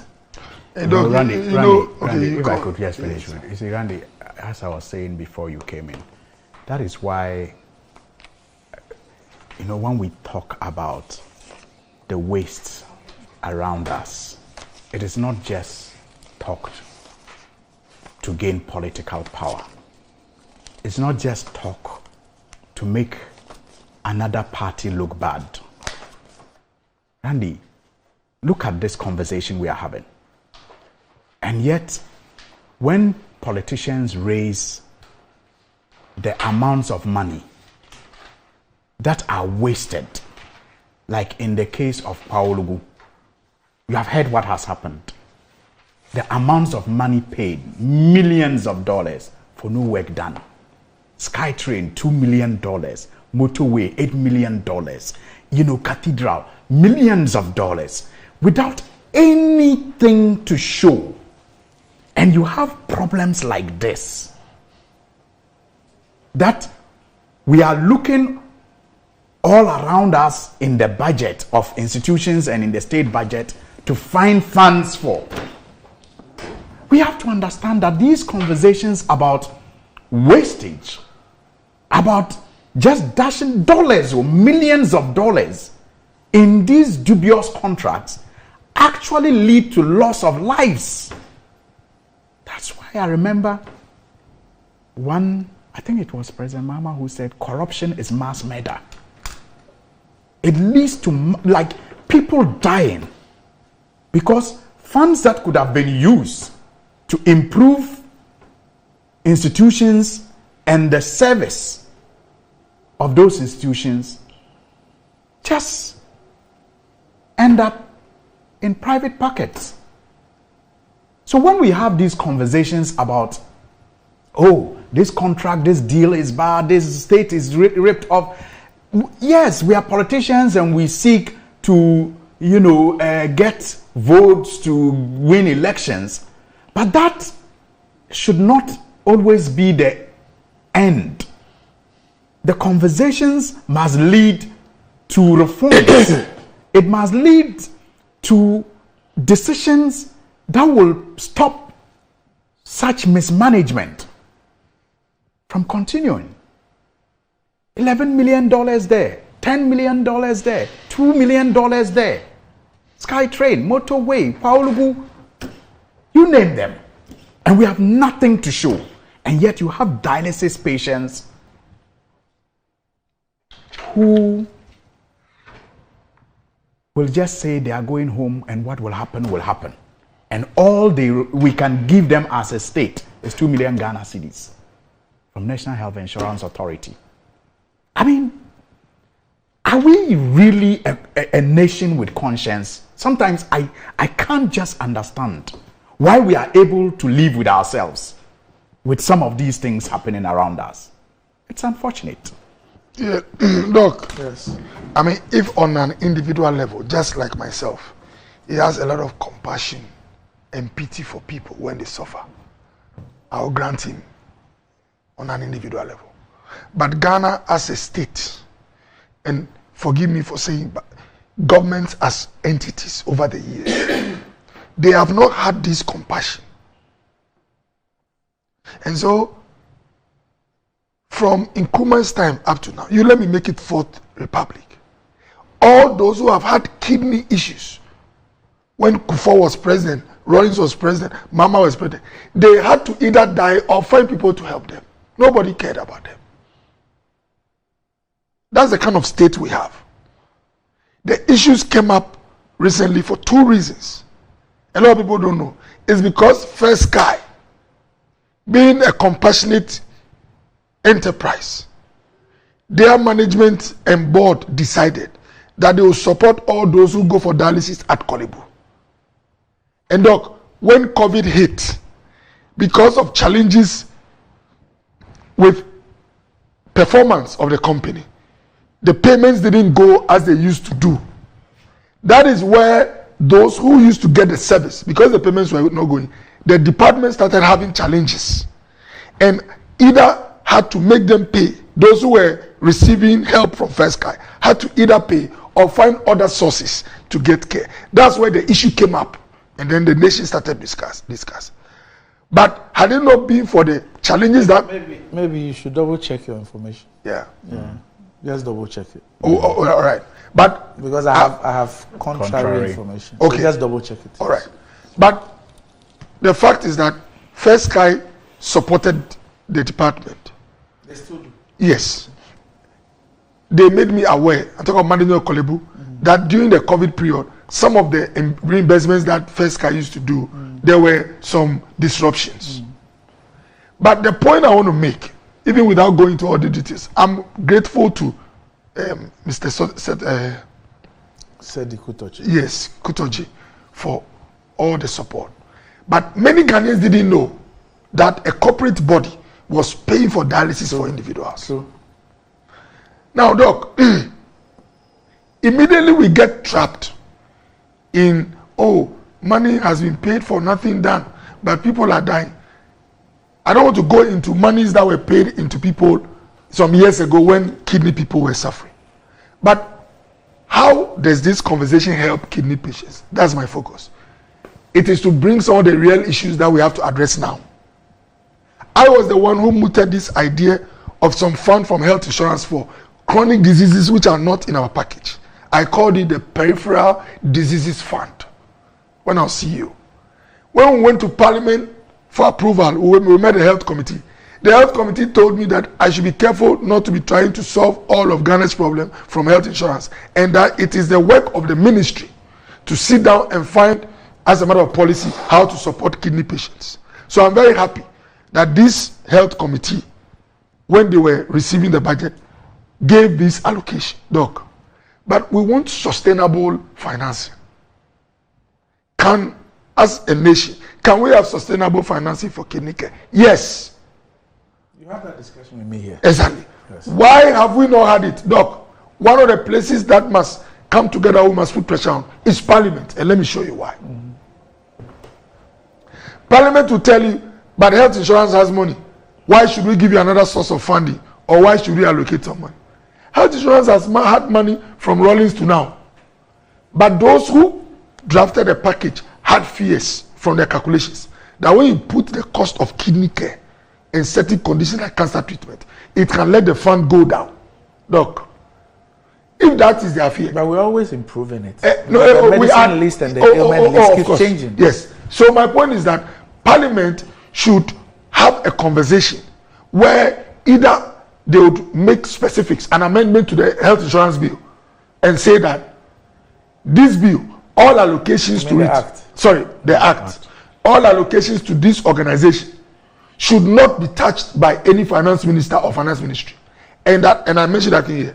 Failure to do so can elicit or trigger removal by just a quarter of parliament. So the law says the first part that you are saying. Yes. Is the second part that it doesn't say. It's true. Exactly. What happens if the release is not done? Exactly.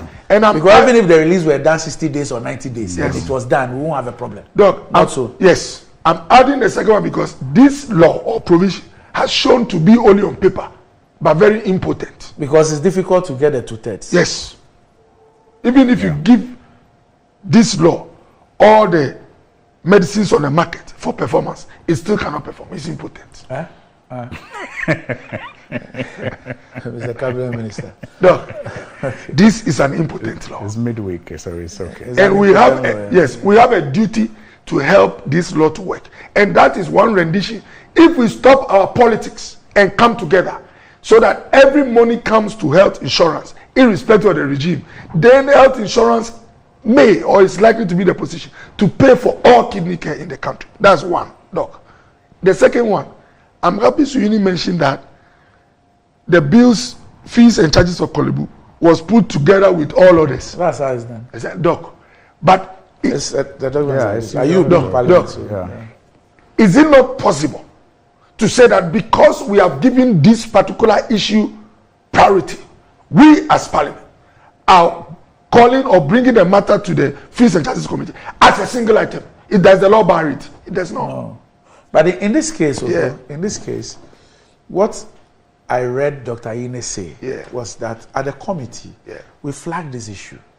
And we told it always no. I'm coming there. Okay. It always happens. I'm coming there. It always happens. And when you are given all the fees and charges, those that you have problems with, you flag it. And then the institutions that are responsible come to give you better particulars. You either agree with them or you disagree. You know why I mentioned it always happens. That why do we handle some items as part of the overall package? Because of the number of fees that come to them. Sometimes it takes 2-3 years for a review of a charge or a fee. So I started by saying, as a state, we must look at ways to pay for kidney care. If we have not been able to do that now, the next thing which we have to prioritize is how to make sure that those departments that provide this care, we don't have a situation where the input cost is more than what comes or what they recover. It's the biggest problem that the departments have had, where they have the expertise, have some machinery, if not even the numbers they need. They can do the thing. But the one coming, what they take from the person, because it's a state or a government facility, cannot even pay for the resources they are putting in. Yes. And because of the bureaucracy of parliament and other procedures, so it takes 2 to 3 years to review a charge. With the forex movement, sometimes with inflation and all that, if you are taking 3 years to tell a department that you can now take this, you will run the department down if they don't get support from external sources. So, Doc, I want to plead, and you know what? I'm happy, or I thank God I've been in Parliament before. If Parliament says that in a week or 2, they want your item to be looked at and come outside, they can. But, Doc, the wheels of Parliament grind slowly. The things that must drag those wheels, there are many. Yes. But because this is a global show, I can't tell you all. Suhuyini, as a member of Parliament, look at the compassion he has. I'm ready to work with him so that we get all our colleagues together, so that Korle Bu, we sit with them through the ministry. How much do you honestly put in this? Show the justification. But you are in a unique position. Yes. Why do I say that? You are a medical doctor. Yeah. You were board chairman of Korle Bu. Yes. You were CEO of NHIA. You are now the minister responsible for health. Charlie, the CEO is title. Doc, the biggest, I'll not say threat, challenge we have, to be honest with you, is Parliament in terms of both the amount allocated, like you mentioned, the 2 million. We could have done more. But is the health committee largely... After 2 million, I don't even want to hear it. Doc, is the health committee largely that determines how much is allocated for each line.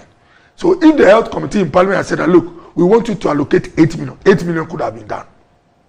So, because I took it there the first time, it was 0. They told me, get off here, get ministry, that's when I was health insurance, to be involved. You at your level should not be trying to solve all issues. So the 2 million was supposed to take care of who? So honestly, the 2 million, I think they will serve as a subsidy. Yeah, as in they will pay some amount to especially the government facilities, the key ones. So that that's why the Tamale CEO is saying that it looks like the distribution they have excluded them. They also have patients. So they want some even if you are subsidizing, and they subsidize if you are subsidizing, if a patient has to pay about 600 cedis, how much of that will you be able to subsidize with? I look at the data, the number of dialysis patients for even Korle Bu alone. Inadequate. That's why I said they scratched the top of the issue, the surface. So really, that's why I said, Doc, me where I sit, we have the solutions. The only challenge or obstacle is Parliament. Doc, there are many ways we can raise money quickly and help these people. Why do you say Parliament? Oh, I'm saying Parliament because for the executive has also shown that any time it has the will or intends doing something, it gets Parliament to do it. Yes, that's what I've always said. You know, so Parliament does government business. Doc, I mean, basically. From honestly, from where I sit, what I would do is to engage finance ministry. I know beyond the budget, they have some allocations for special needs or projects, so that we can have some funds added to these 2 million, so that whatever is paid out to Tamale, Kolebu, Kofanoche to help with kidney dialysis, it can be significant and not just how do you call it, ephemeral or just marginal. That's what I can do from my part. The other part is that, Doc, there are items that we call, the syntax as you know it, items that contribute or can lead to kidney failure, which are luxury items, and we can get some reasonable amounts of money from them. The advice that we've had, or when I talk to people, what I'm told is that 6-7 months to an election, usually Parliament is not friendly to a bill, a proposal that is to get money from, or like a new tax or whatever. But look, beyond, we'll do the groundwork and the document. But beyond this, Parliament, we are the people's rep, irrespective of the government, the executive that is in place. Parliament should respectfully prioritize this, so that even if it's just 1 or 2 items, that fund, Parliament should take the extra responsibility of even determining how it should be disbursed, so that those with, and it's not only kidney care. Look, there are 2 main conditions that have been left out where a lot of people suffer. This money, all those going for radiation, chemotherapy, cancer patients, it's only a few who get some support from health insurance, like breast cancer patients and everything. The majority have to pay money themselves. Look, and these items have been left out because they are costly. But we as a state can help to do something about them. That is what we. All right. So Adelaide, who used to be the National Health Insurance, says, I want to take this opportunity to thank your good self, Dr. Kuboy and Honorable Suni, for taking care of the Tamale Hospital Dialysis Unit. We are most grateful to you, especially for raising this issue on your show when I brought it to your attention. He says, I also want to thank Mr. Idrisu Tanko at the Tamale Hospital for assisting me with facts to bring this matter to your attention. He says, we need to set up a fundraising by soliciting from private companies and persons to assist to pay for dialysis in Ghana for the down and out patients. Maybe the Son of Man can champion this. Now, still talking about Tamale, the Honorable Aziz, he says that Tamale Teaching Hospital is the last referral facility in the 5 northern regions. Can you imagine that for a long time it has no functioning CT scan, no MRI? We're compelled to fly patients to Accra just for MRI images for diagnosis. For CT scan, primary private facilities come in handy. Yeah. Okay. And they have it. I think it's always breaking down. The problem is with servicing. Is the pressure? Yeah. The pressure on it. Yeah. Doc, so your Presec senior Titi Kateno. Yes. It says that please tell the cabinet minister that he should be careful with the La General Hospital project and tell Ghanaians the truth of the design that has been changed. Presecans were not taught this political gymnastics. He will be invited to the has the scan really been disciplinary committee chairs like me. It has changed. It's been changed. They are doing it along 111. Doc, they are along 111. So where's the funding coming from? Where's the funding coming from? Is it not GOG? From where I sit. Is the funding not GOG? Yes. Yes, so what are you secured 60 million euros for that project. You didn't hear me. When the president you are not listening. It was 60 million euros. When you said, are you referring to the show today? No, today what did you say? How much? Doc, they didn't get the money. Initially, after pulling down the structure. They didn't get the money. So why did they have to pull down the structure? Parliament approved the facility, but they didn't. Yes, we approved everything. Couldn't complete. Because it's a special case. And they pulled down the thing. Yes. Just for a ceremony. Yes. Debt exchange, because of the debt exchange. What is wrong with these people? The release of the funds had an issue. Government has paid from GOG, so the contractor is working because it's being paid from GOG. Hold on. You cut the sword for this project when? Don't go back. You know what I said? Doc, on the CT scan. Yes. Doc, on the CT scan. Yes. Oh, cool. In fact, one of your texters mentioned. You don't know your history. You know where you are going. Support, yes, for hospitals. Yeah. On Monday, I supported the Lekma Hospital with a Mercedes-Benz bus. Hey, I saw it. We raised resources and got the bus for them. Got it finished. That was 24 hours before you became cabinet minister. Hold on, wait a moment. Wait a moment. Yeah. Okay. got them this bus, which could take about 20 people. Okay. Look, we raised about 700,000. That's where you do your, is it locum you guys call it? Yes. That's where you practice? Yes, Doc. Okay. And we raised about 700,000 to get this asset for them. 700,000 cedis? Yes. The bus? Yes. Is the exchange rate too? Yes. And you know what? I made a statement there that when you go to other countries, especially advanced countries, hospitals, public hospitals do well. You know, they do well. That's the bus. Yes. Look, you registered it in 2023.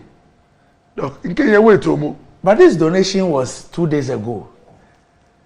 The timelines. Was it an old bus, second-hand bus? Look at the bus. If it's old, you can tell. But the registration is 2023. It's for strategic reasons. Or is it a national security number? Oh, Doc. So I made a statement there. More questions and answers. I made a statement that hospitals in foreign lands do well because, especially the public hospitals, individuals, trusts, and foundations contribute to support them. True.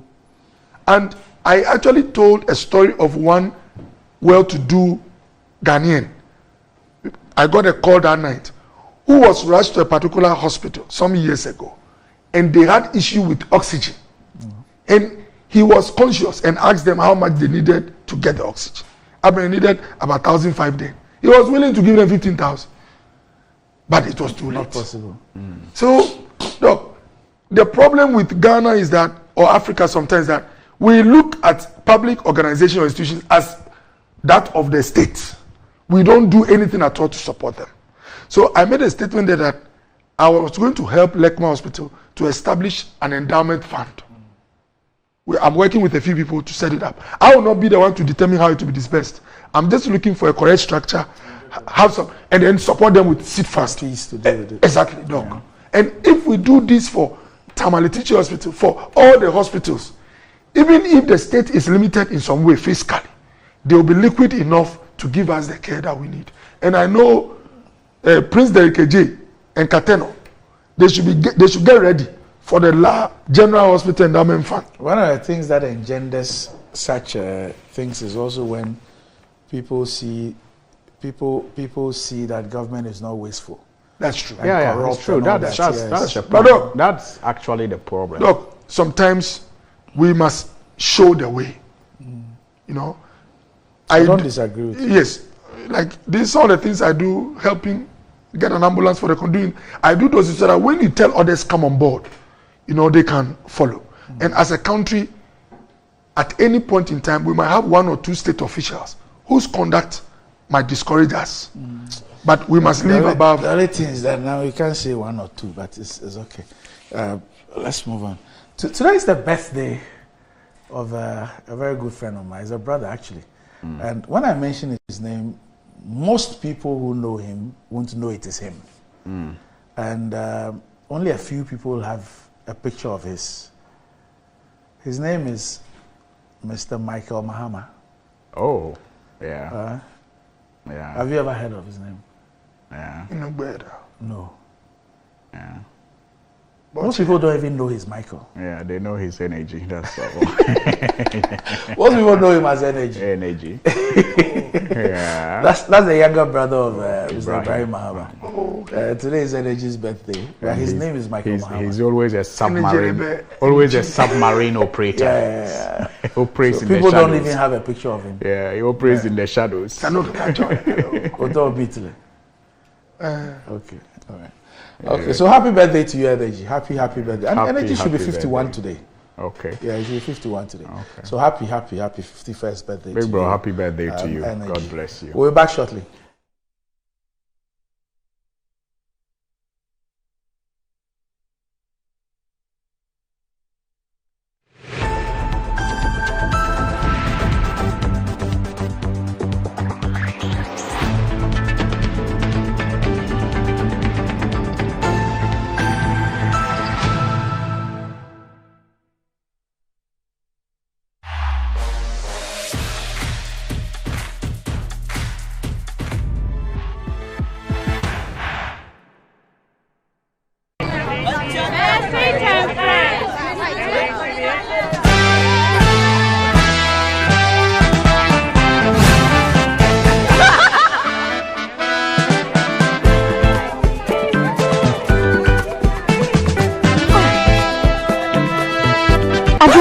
Frytol has sachets and in different sizes too. You didn't know? These Frytol sachets that we all use to fry our meat and fishes, to prepare our favorite meals, and to refill our empty original Frytol bottles. Hey! Are you sure you are a fellow Ghanaian? Get your trusted Frytol sachets today for affordability, convenience, and for the refilling of your original Frytol bottle. Frytol, you deserve a life of goodness. This advert is introducing the new Jamal washing powder with multi-enzymes that helps remove stubborn stains. It has a nice fragrance. Not harsh on my hands. Foams easily. And remove stains well. Oh, I still to be. Ma, you brought 5 big sachets of new Jamal washing powder. Yes, ma. It really removes stains. It has a nice fragrance. Yes, ma. Then add 30 sacks of Jamal washing powder to your engagement list. Hey, Jamal. Yes, ma. New Jamal washing powder for cleaner, fresher wash. Your partner for clean clothes. This advert is FDA approved. Anti-cavity, gum protection, brighter teeth, and fresh breath. I'm a fair missy way. Repacho Bantama. Machasi.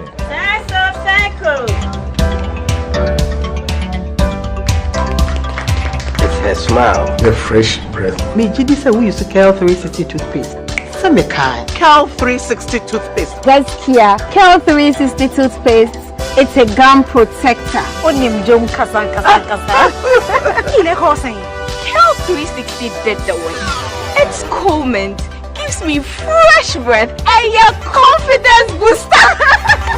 You will see so feeling kika when you know Kel 360 toothpaste. Happy smile. Kel 360 toothpaste, anti-cavity, gum protection, brighter teeth, and fresh breath. Kel, happy smile. This advert is FDA approved.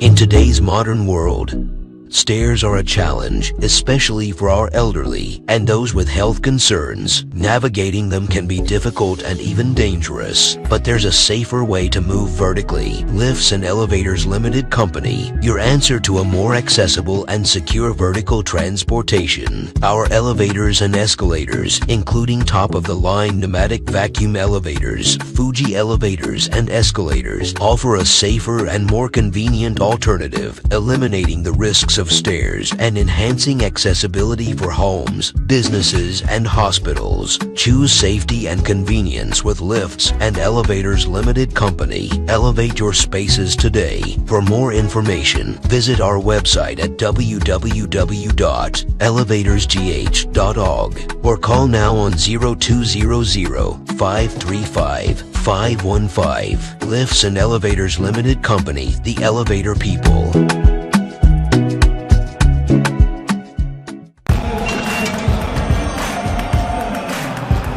We are back bringing you the latest lineup from Betway. Betway starts strong with their front two with Free Play Friday and Swipe Bet. In the middle, you've got all the control with Cash Out and Build a Bet. Plus, with Win Boost, you can boost your sports bet. At the back, they have Smart Picks and the partial daily jackpot.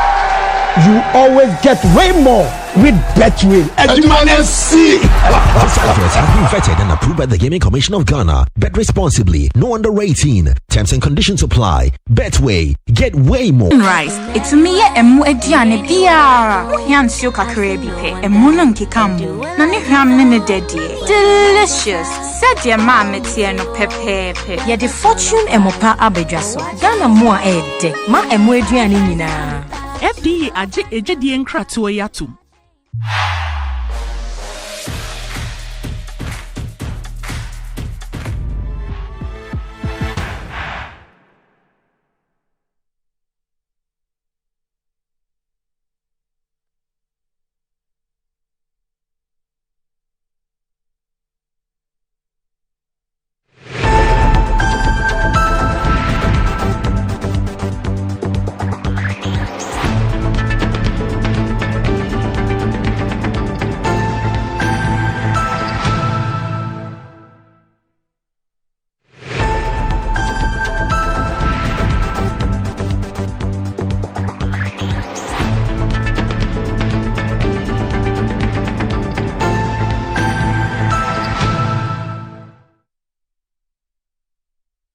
Right, welcome back to the show. If you just joined us, this is Good Morning Ghana live on Metro TV. Still with me on the show is the Cabinet Minister, Dr. Bernard Okoboy, and also the Member of Parliament, the Honorable Alhaji Alhassan Suhuyini.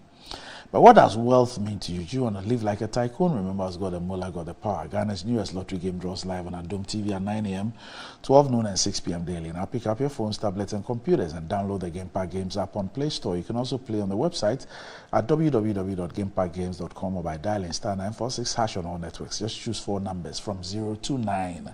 It's easy to play and easy to win. Charlie make we play this game and make some mullah.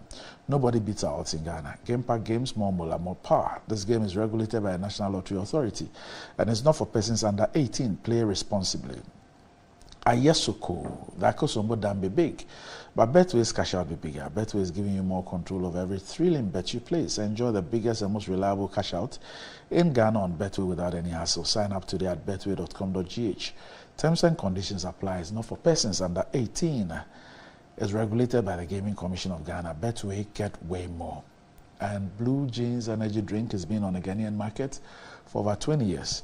We already know what it does for the body. It contains vitamins and nutrients like vitamin B2, B3, B6, B12, as well as taurine and guarana, which are known to boost your strength and energy as well as promote high performance and endurance. Blue Jeans energy drink has been tested and tried. It's indeed the best. Blue Jeans energy drink is for bold and active men and women. So go on, grab a cold can and power your day. It's in shops nationwide. And you can reach Budget Cash and Carry Limited on 0208 128190 or 055 001 0000. All right. Dr. Okoboy, you were here last, was it Thursday? Yeah. Okay. And you told us that day you were paying 4 months allowance to nurses. Is that what I said? Is that not what you said? You said that day 177 million was going out. You pay for 4. Okay, you tell me what you said. You finish with what now I that said. you're a cabinet minister, I don't want to misrepresent you. What did you say? Look, yes. I think, let me refer to the document. There was an amount that we had received, and I explained that my check showed that it was to pay for 4 months. And you said you had received. You meant that it had hit the ministry's account? Yes. Yes. So you had release of funds for the payment of necessary training allowance. So this from Ministry of Finance saying to the controller, you are hereby authorized to release the sum of 177 million Ghana cedis to enable the Ministry for Health pay training allowance at a fixed amount of so and so and so. For you won't mention the amount to us. I'm being careful about some details, but I'll send it to you. Mention it. Is it not a public document? Nachi. Okay. So as of yesterday, 59 million was received. Out of the 177? Yes. And then a further 66 million has been received, totaling about 120 million Ghana cedis. They have been transferred to, I think, BOG. They do the e-switch payments for payments too. So the Ministry of Finance wrote to Accountant General, Controller, and Accountant General to release 177 million. Yes. And they released 50 something. Yes. And then release another 60 something. Yes. Why? Oh, Doc, anyone who has worked with government. There's no money. Oh, why do you go straight to that place? Start from here. But the letter you read said that release 177 to Ministry of Health. Canada, you release it in installments, sort of. So 177 million. Okay. Yeah. So funds released. First release, 16th of, I'll send you this document. The IT team, they do the payments from the system. 66,300,000, 16th of May. And then 17th. Released from who to who? Oh, funds released. I think released from Controller to Bank of Ghana. Yeah, no, to us. To Ministry of Health. To this Ministry of Health. Second release, 17th of May, 59 million. And then third release 59 million. Total release this week 184,425,000. Outstanding balance 8,290,000. Amount available 192. Total payments 187 million. Total number of trainees to be paid 127,490. And the breakdown is here. The last question I asked before coming on the show, with all this information, I asked them, when is it hitting their accounts? I want to, so that I can know the end point. That one, I didn't receive the last time. Yeah. You told us that it was to pay for 4 months. Yes. And I asked you, who will the 4 months cover? Because we have different batches who are old, varying. So if please put the data on so that the Honorable Cabinet Minister can see. Yes. And we can go through it. So there are those who are owed 1 month. Yeah. Will they be part of it? Look at this, Honorable Minister. 2017 batch, they are owed 1 month. Are they part of this? Okay, Doc. So we have the details, the one I'll send you. Yes. We have a payment timeline. Yes. So we have 2019. And then the 2019 on 23rd of May. Yeah, today is 23rd is tomorrow. Okay, so the payment timeline they have, 23rd of May, they are going to pay 18,618 of the 2019 year. 2019, they are owed 4 months. Yes. So are they going to receive all the 4 months? The amount that will be paid is 800. I think monthly is 400. Yes. So they will get 2 months out of their 4 months. Yes. Those who finished 2 years ago. Yes. And the total. So those who finished 2018 and 2017, as for them, is zero. So what I've been informed is that the age which is such that it's still valid even when you have left. No, I know, but I'm saying that from what you are reading, naturally, it means that you are looking at from 2019. I just gave you the first one. So okay, so what's the second one? Total of 14,894,000. Yes. Then for 2020 year, they are owed 15 months. Yes, they are going to pay 30,598 trainees.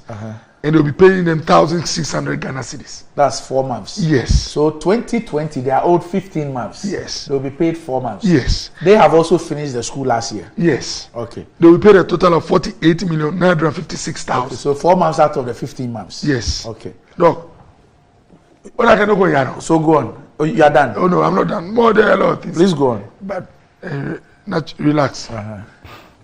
You know, just for the 20. Oh, be patient. Okay. Just for the 2020 year alone, Doc, 48,956 for the 4 months. He said each will get what? 1,600. Yes. And they are owed 15 months, so each will get 4 months. Yeah. They finished the school last year. Oh, the history you've given us. Alone. Then 2021. You know the point I want to make before I continue. Okay. All these payments, if it had been the other government, they wouldn't have, the other regime, they wouldn't have had anything. You know. Okay. And then, what are you? Why are you staring my screen? Look. So go on. 2021. 2021, there are two cohorts. They were paid 21st. So that was yesterday. There are 2 cohorts. Yes. You have those who are doing the 2 year. They are owed 17 months. Those who are doing the 3 years, they are owed 27 months. Do you have a friend who is a principal at the training stations? I love research and I love data. But the details of your data, it means either your friend is a principal. Oh, they issued a statement. So okay. Annie created the infographics from the statement. I think yes. So 2021, we are paying 24,204. They've actually been paid. Look at it. They were paid yesterday. Like it was sent yesterday. And then they are getting 1,200. So that's 3 months. So for those who are owed 17 months, they get 3 months. Yes. And those who are owed 27 months, they get 3 months. Yes. They will finish school next month. Yes. June. Yes. Okay. Doc, so you see, I've done some work. Okay. So what about 2022? No, it's all here. I'll send you the information. No, tell us. I want to say. No, the viewers are, the audience are watching and listening. Cabinet ministers don't read the whole document. After intro and executive summary, we give it to you. Give us 2022. Okay, because of... Yes. Let me... 2022. Yes. And that'll be the last one. The rest, I'll give it to you. No, give me 2022. So we are paying... It was paid actually yesterday. 26,570 trainees. And they are getting 1,200. So 3 months.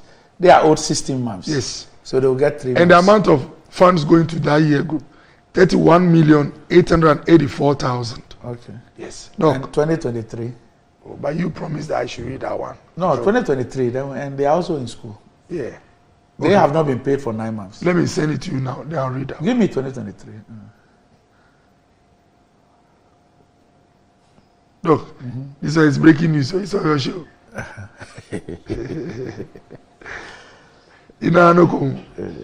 Okay. 2023. 27,500 trainees. Yes. That was paid actually on the 30th. It will be paid on the 30th. No, 30th is... It will be paid, on the 30th. That's next week. Yes. That's the schedule. 1,200. 3 months. Okay. After their 9 months. Yes. Okay. 33 million in all. So, Doc, I think the only statement I made here, 2 things. Okay. One, I think the fiscal challenges we had, our performance at payments obviously was way better in the first 4 years. Oh, you don't know, you know,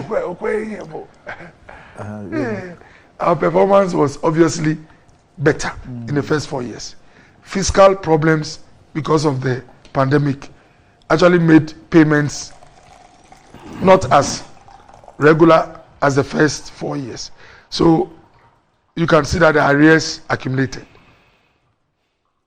As I mentioned the last time, we work hard at carrying this burden even if it's heavy. We will not choose the path of we cannot do it.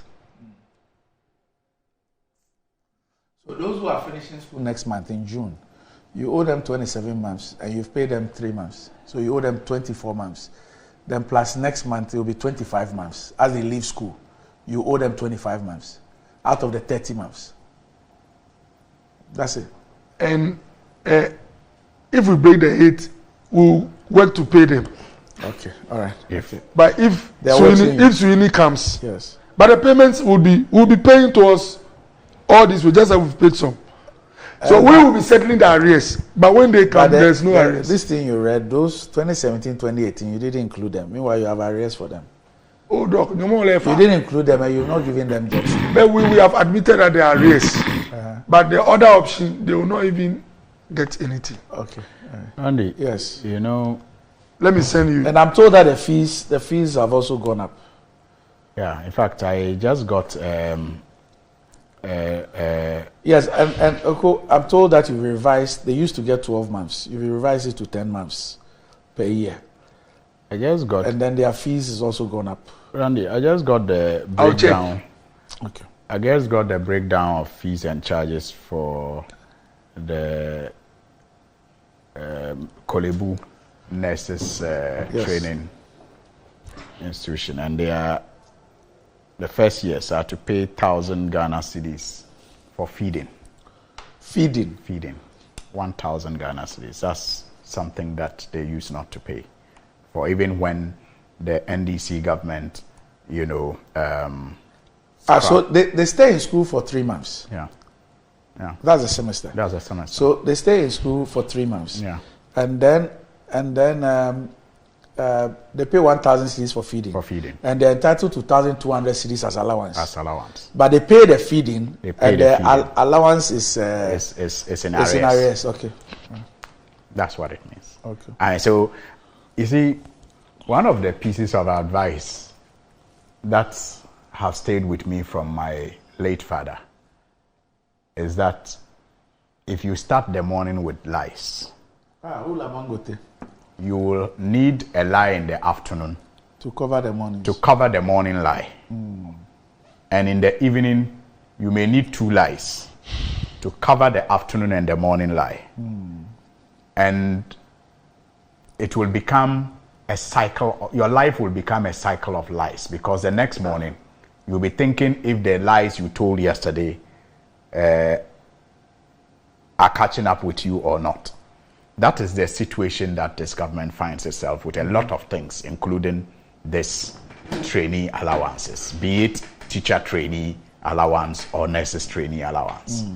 And I mean, I felt very, very sorry for my senior brother, Dr. Mahmoudou, when I watched how embarrassed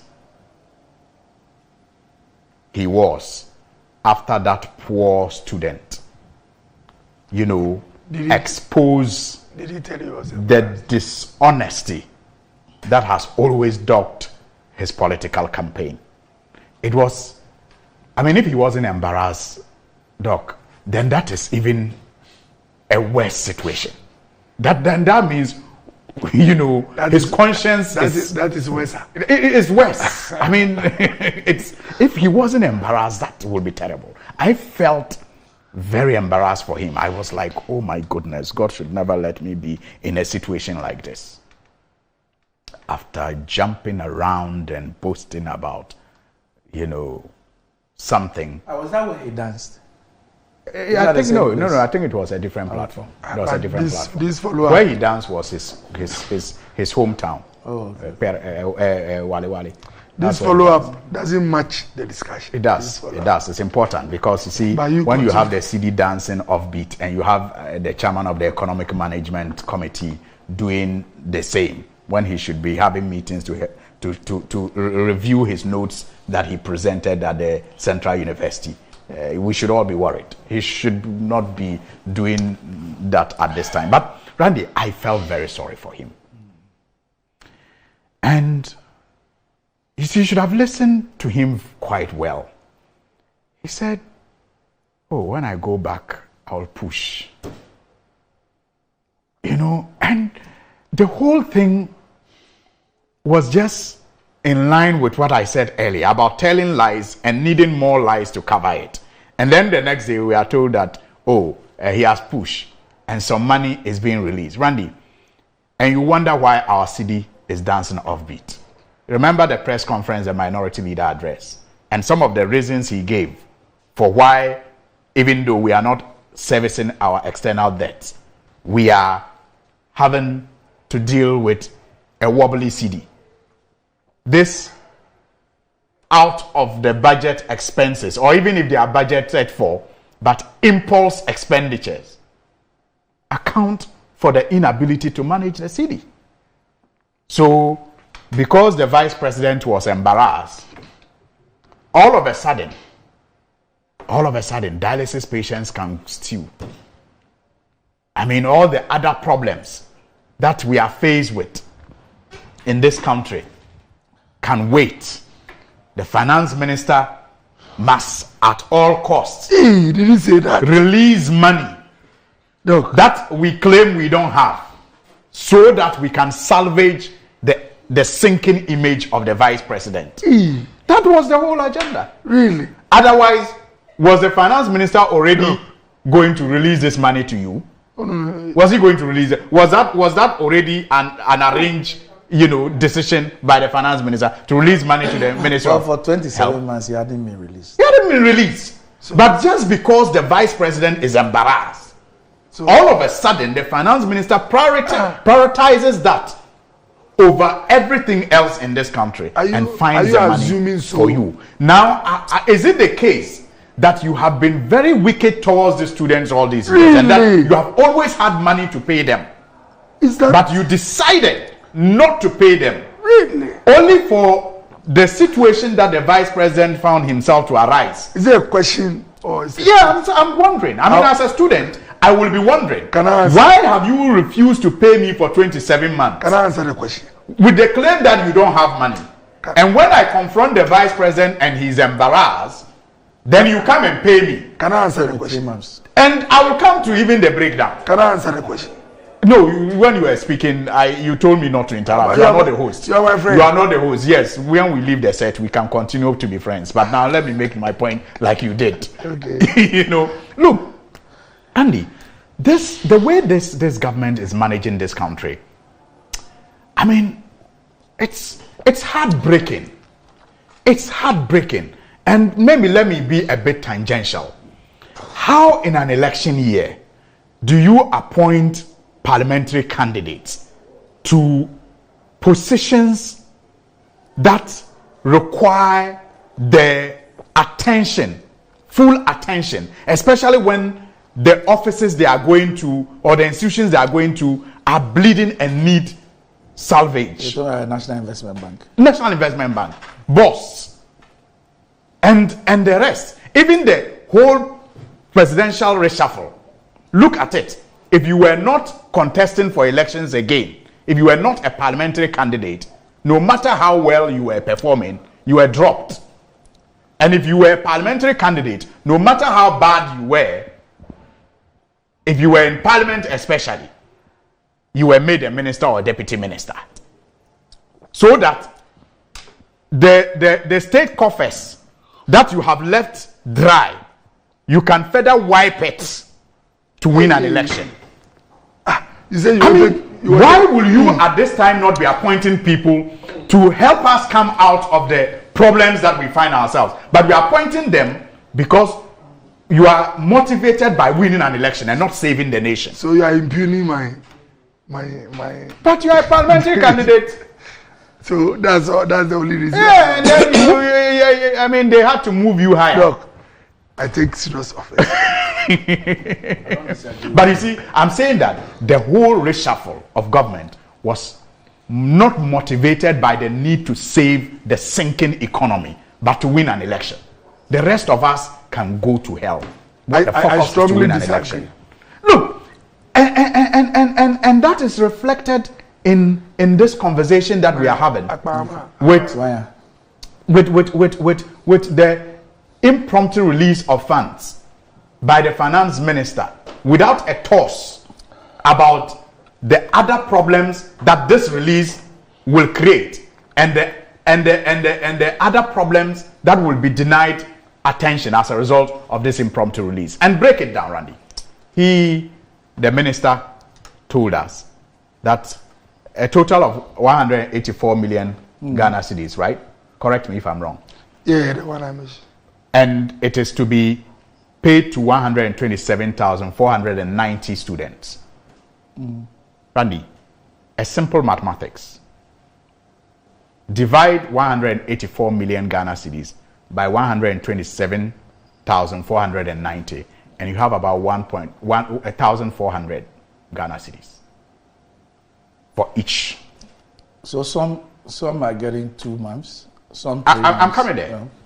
So what happens is that if you get 1,400 Ghana cedis, if you divide the 184 by the 127, it means at least if you were paying everyone at least 3 months. 3 months. Or 3.5 months. Or 3.5 months. Yet you have a situation where the 2023 people, students, we know that are owed 9 months. We know it. So even if you were going to use the 184 to pay only the 2023 people, it will not be enough for the arrears you owe them. Yeah, 9 months. But you see, I'm saying that if you do the thing, if you do the division, each person, if they were all going to be paid equally, will get 3 months. But one batch alone is owed 9 months. Another batch, 2021, 27 months. Another batch, 2022, 16 months. So what are you doing?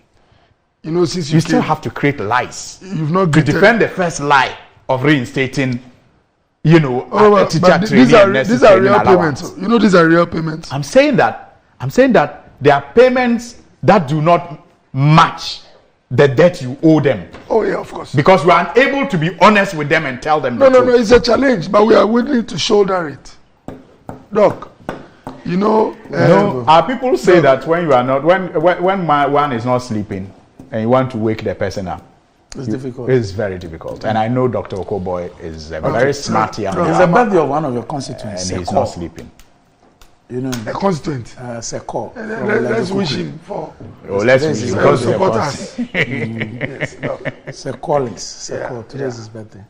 Let me also congratulate the Vice President for working on a hostel accommodation for some of our sisters. When is it working on? What do you mean? I mean, he led some agencies to put together a hostel accommodation for some of our sisters from the north who practice this head porter business. There's also a provision to train them and give them skills. And I think our challenges as a country might look big, but there are some small things that when you work on, it helps to send a signal that we are there for the ordinary person. And I think he deserves commendation. I mean, I know there are a lot of people who have found ways to every day make him seem like someone who is very insensitive, not straight and all that. It's part of the politics. Not straight. No one is doing it. He's doing it to himself. But look, our history, our posterity. How many of them will be sleeping there? Oh, from what I saw, I think it's a facility that should handle comfortably. I'm not too sure about the figure. Is it a training center or a hostel? Yeah, there'll be. Is it a hostel or a training center? It's a hostel. It's a hostel and a training center. And a training center. It has a place for sleep. How many of them will be staying there? Doc, figures are. How would they be selected? I can't tell. Yes. So, Doc, tomorrow is the. So you are done. You are done. No, Doc. You see, the thing is that, you see, the problems in this country, and it is made worse by the way you trivialize it and dismiss it. Look, Randy, that is why we need to begin to prepare ourselves. The task ahead of us as citizens is big. I'm not surprised. Yes. I'm not surprised. Both the bunker beds place and I was quiet. Yes, like a school dormitory. Yes. Doc, some of these ladies sleep outside in the open. Yes. So we should come to the place where, no matter our differences, when we see one of us, if this morning I've been informed that Suyini has provided, nothing is too small. Even mattresses for someone who used to sleep on the floor is a step from 0 to 2 or 3. Who is Hajia Susudia? Doc, that's my wife. Okay. So he forgot to wish the wife a happy birthday. But Doc, it was yesterday, and I mentioned it often. No, please. That's how you remembered. On this show, your brother is Hamza. Hamza is my brother. So his brother Hamza is wishing. Is wishing. Doc, can you imagine? His wishing is. See, this honorable MP see the propaganda has come on this show. Has spent 40 minutes on Baumia and has left the wife who celebrated her birthday yesterday. But Doc, because my wife is not responsible for the public duties. Doc, she's done her private duties very well, Doc, and I'm comfortable and happy with it. That's not the issue, Doc. I worked with a wife some few years or months ago. She's an excellent person. Let me wish her a happy birthday. You go on record that I wish the wife on this show, and I did it before he came in. And then, Doc, tomorrow too is the birthday of Mrs. Abbey. Yes. The only one who is able to Dr. produce this show from a distance.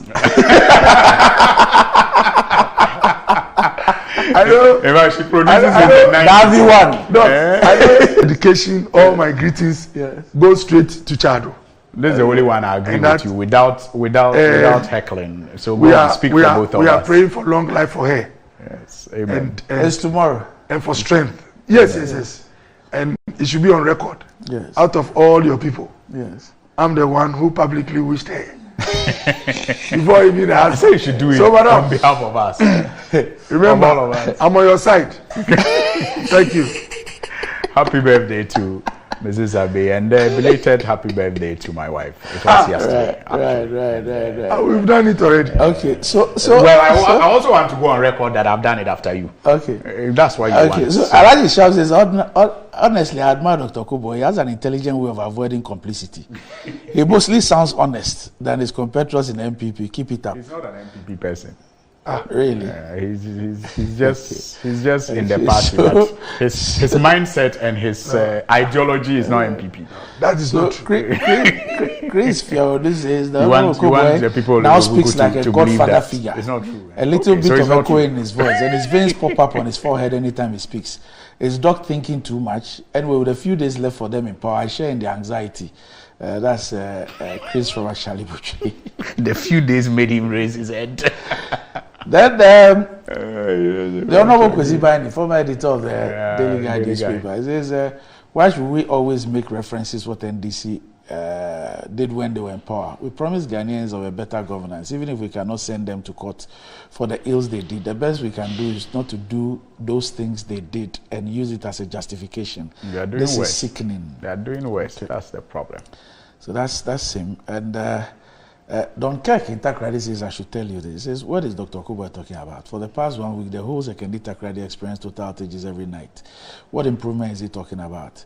Sekondi Takrady Dumso demo is 90% loading. Well, at least Dr. Kuba said from where he stays, and he mentioned the place. Reggie Manuel Says he's seen an improvement. Yeah, it's a place that you can see improvement. Okay. Yeah. Right. So, Honorable Minister, thanks for coming. Yes. And please limit your intimidation. Honorable Sweeney. Well, I think it serves as encouragement for some of us to work harder. Yes. All right. Okay. Because we need to work 24 hours to save this economy and this country. Up next, GMG Trends.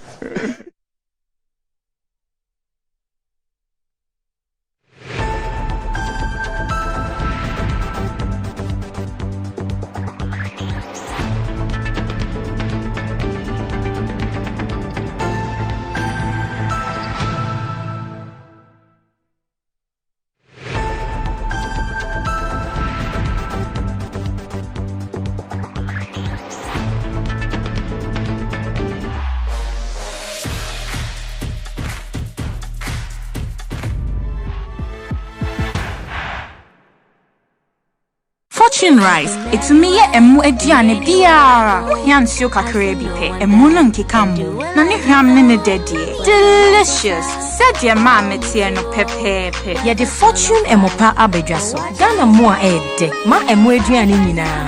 FDA aje ejedi enkratuo yatum.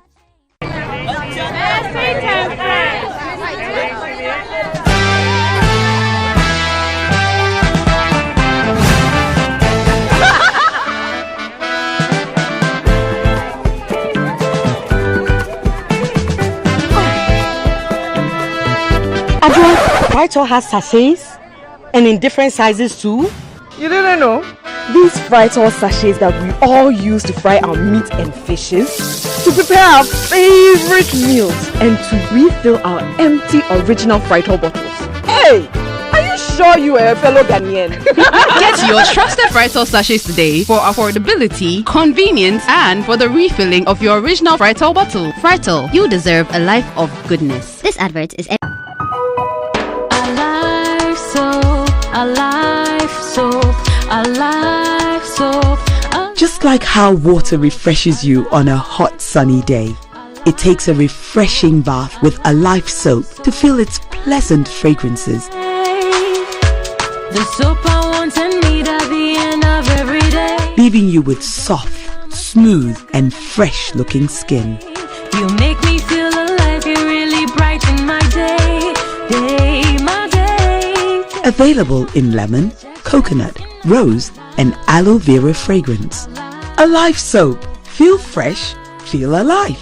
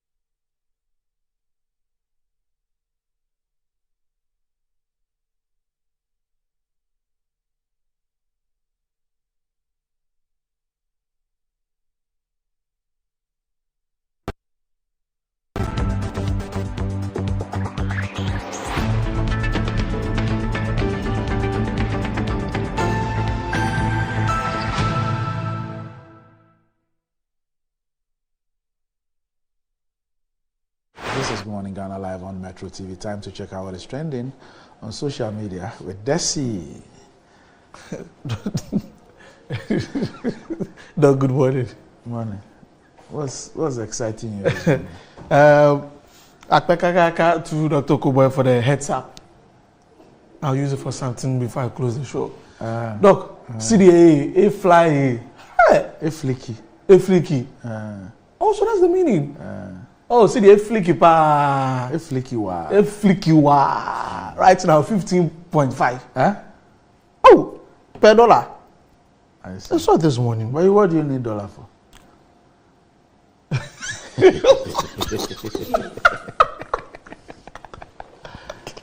What do you do? No, you want to go and spray? I don't want to spray out. I don't want to put up a beautiful day. So, yes. Per dollar, 15.5 pounds, 19 euros, 16.30. That's 16 cedis, 30 pesos. And 15 cedis, 15 pesos for a dollar. I have a flu, don't worsen it.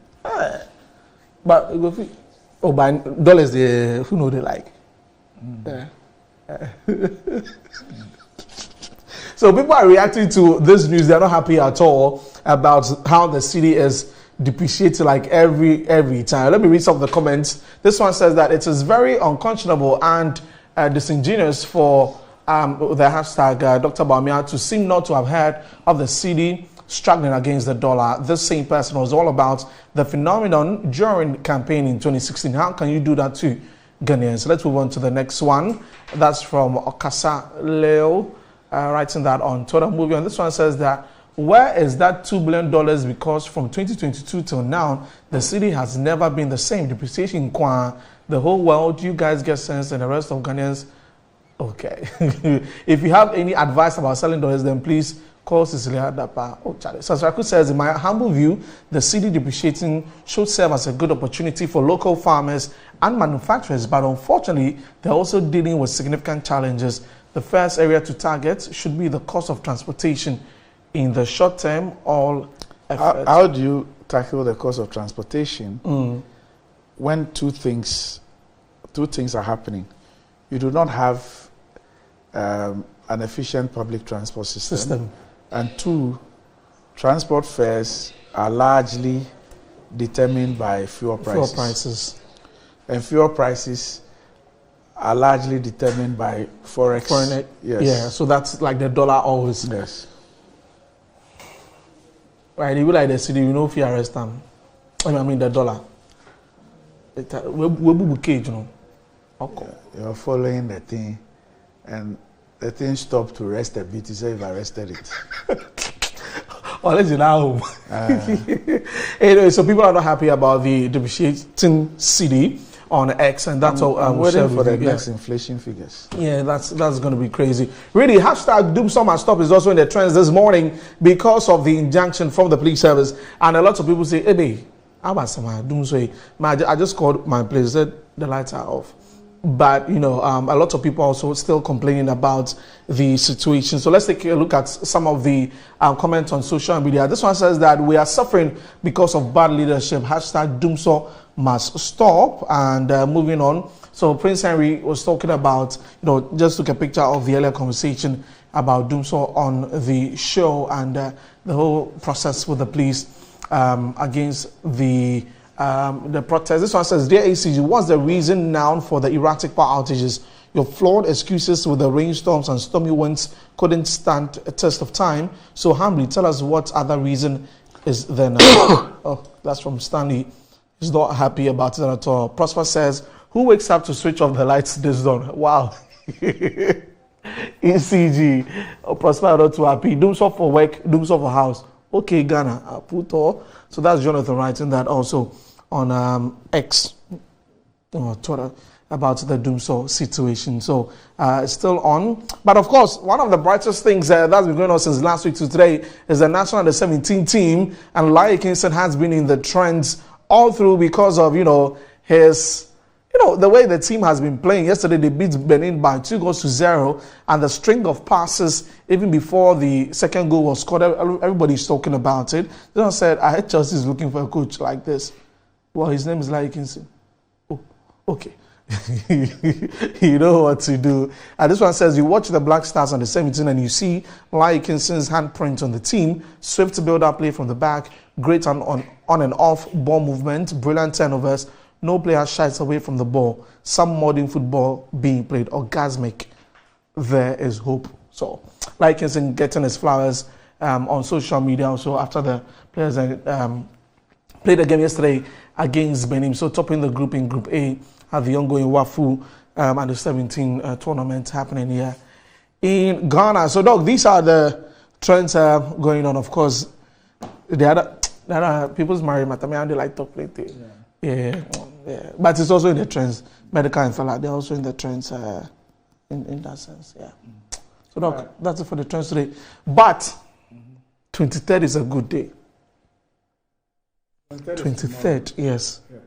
2305 is a very good day because Mamaga, the one and only, Mamaga at the top. Happy birthday to you in advance, Mommy. Tomorrow is Thursday. I wouldn't be here, so I'm giving you mine in advance. God bless you so much. And if there's anything, before he answers, say, will you pass by? I was there. Who are you talking to? No, tomorrow. Tomorrow is what? Can something happen tomorrow? Oh, something happening tomorrow? My birthday is the 6th of January. And the birthday of? Davy one. Yes. Tomorrow. Yes. So happy birthday too. Hey. You will, today, Annie, do you have the picture? Okay, no, let's do it. Let's do it tomorrow. I'll drop the picture on. Hey, I want to plus praying. And I'm tapping into it. Oh my God. Get out of my studio. Up next, Metro Sport. Now, do participate because so.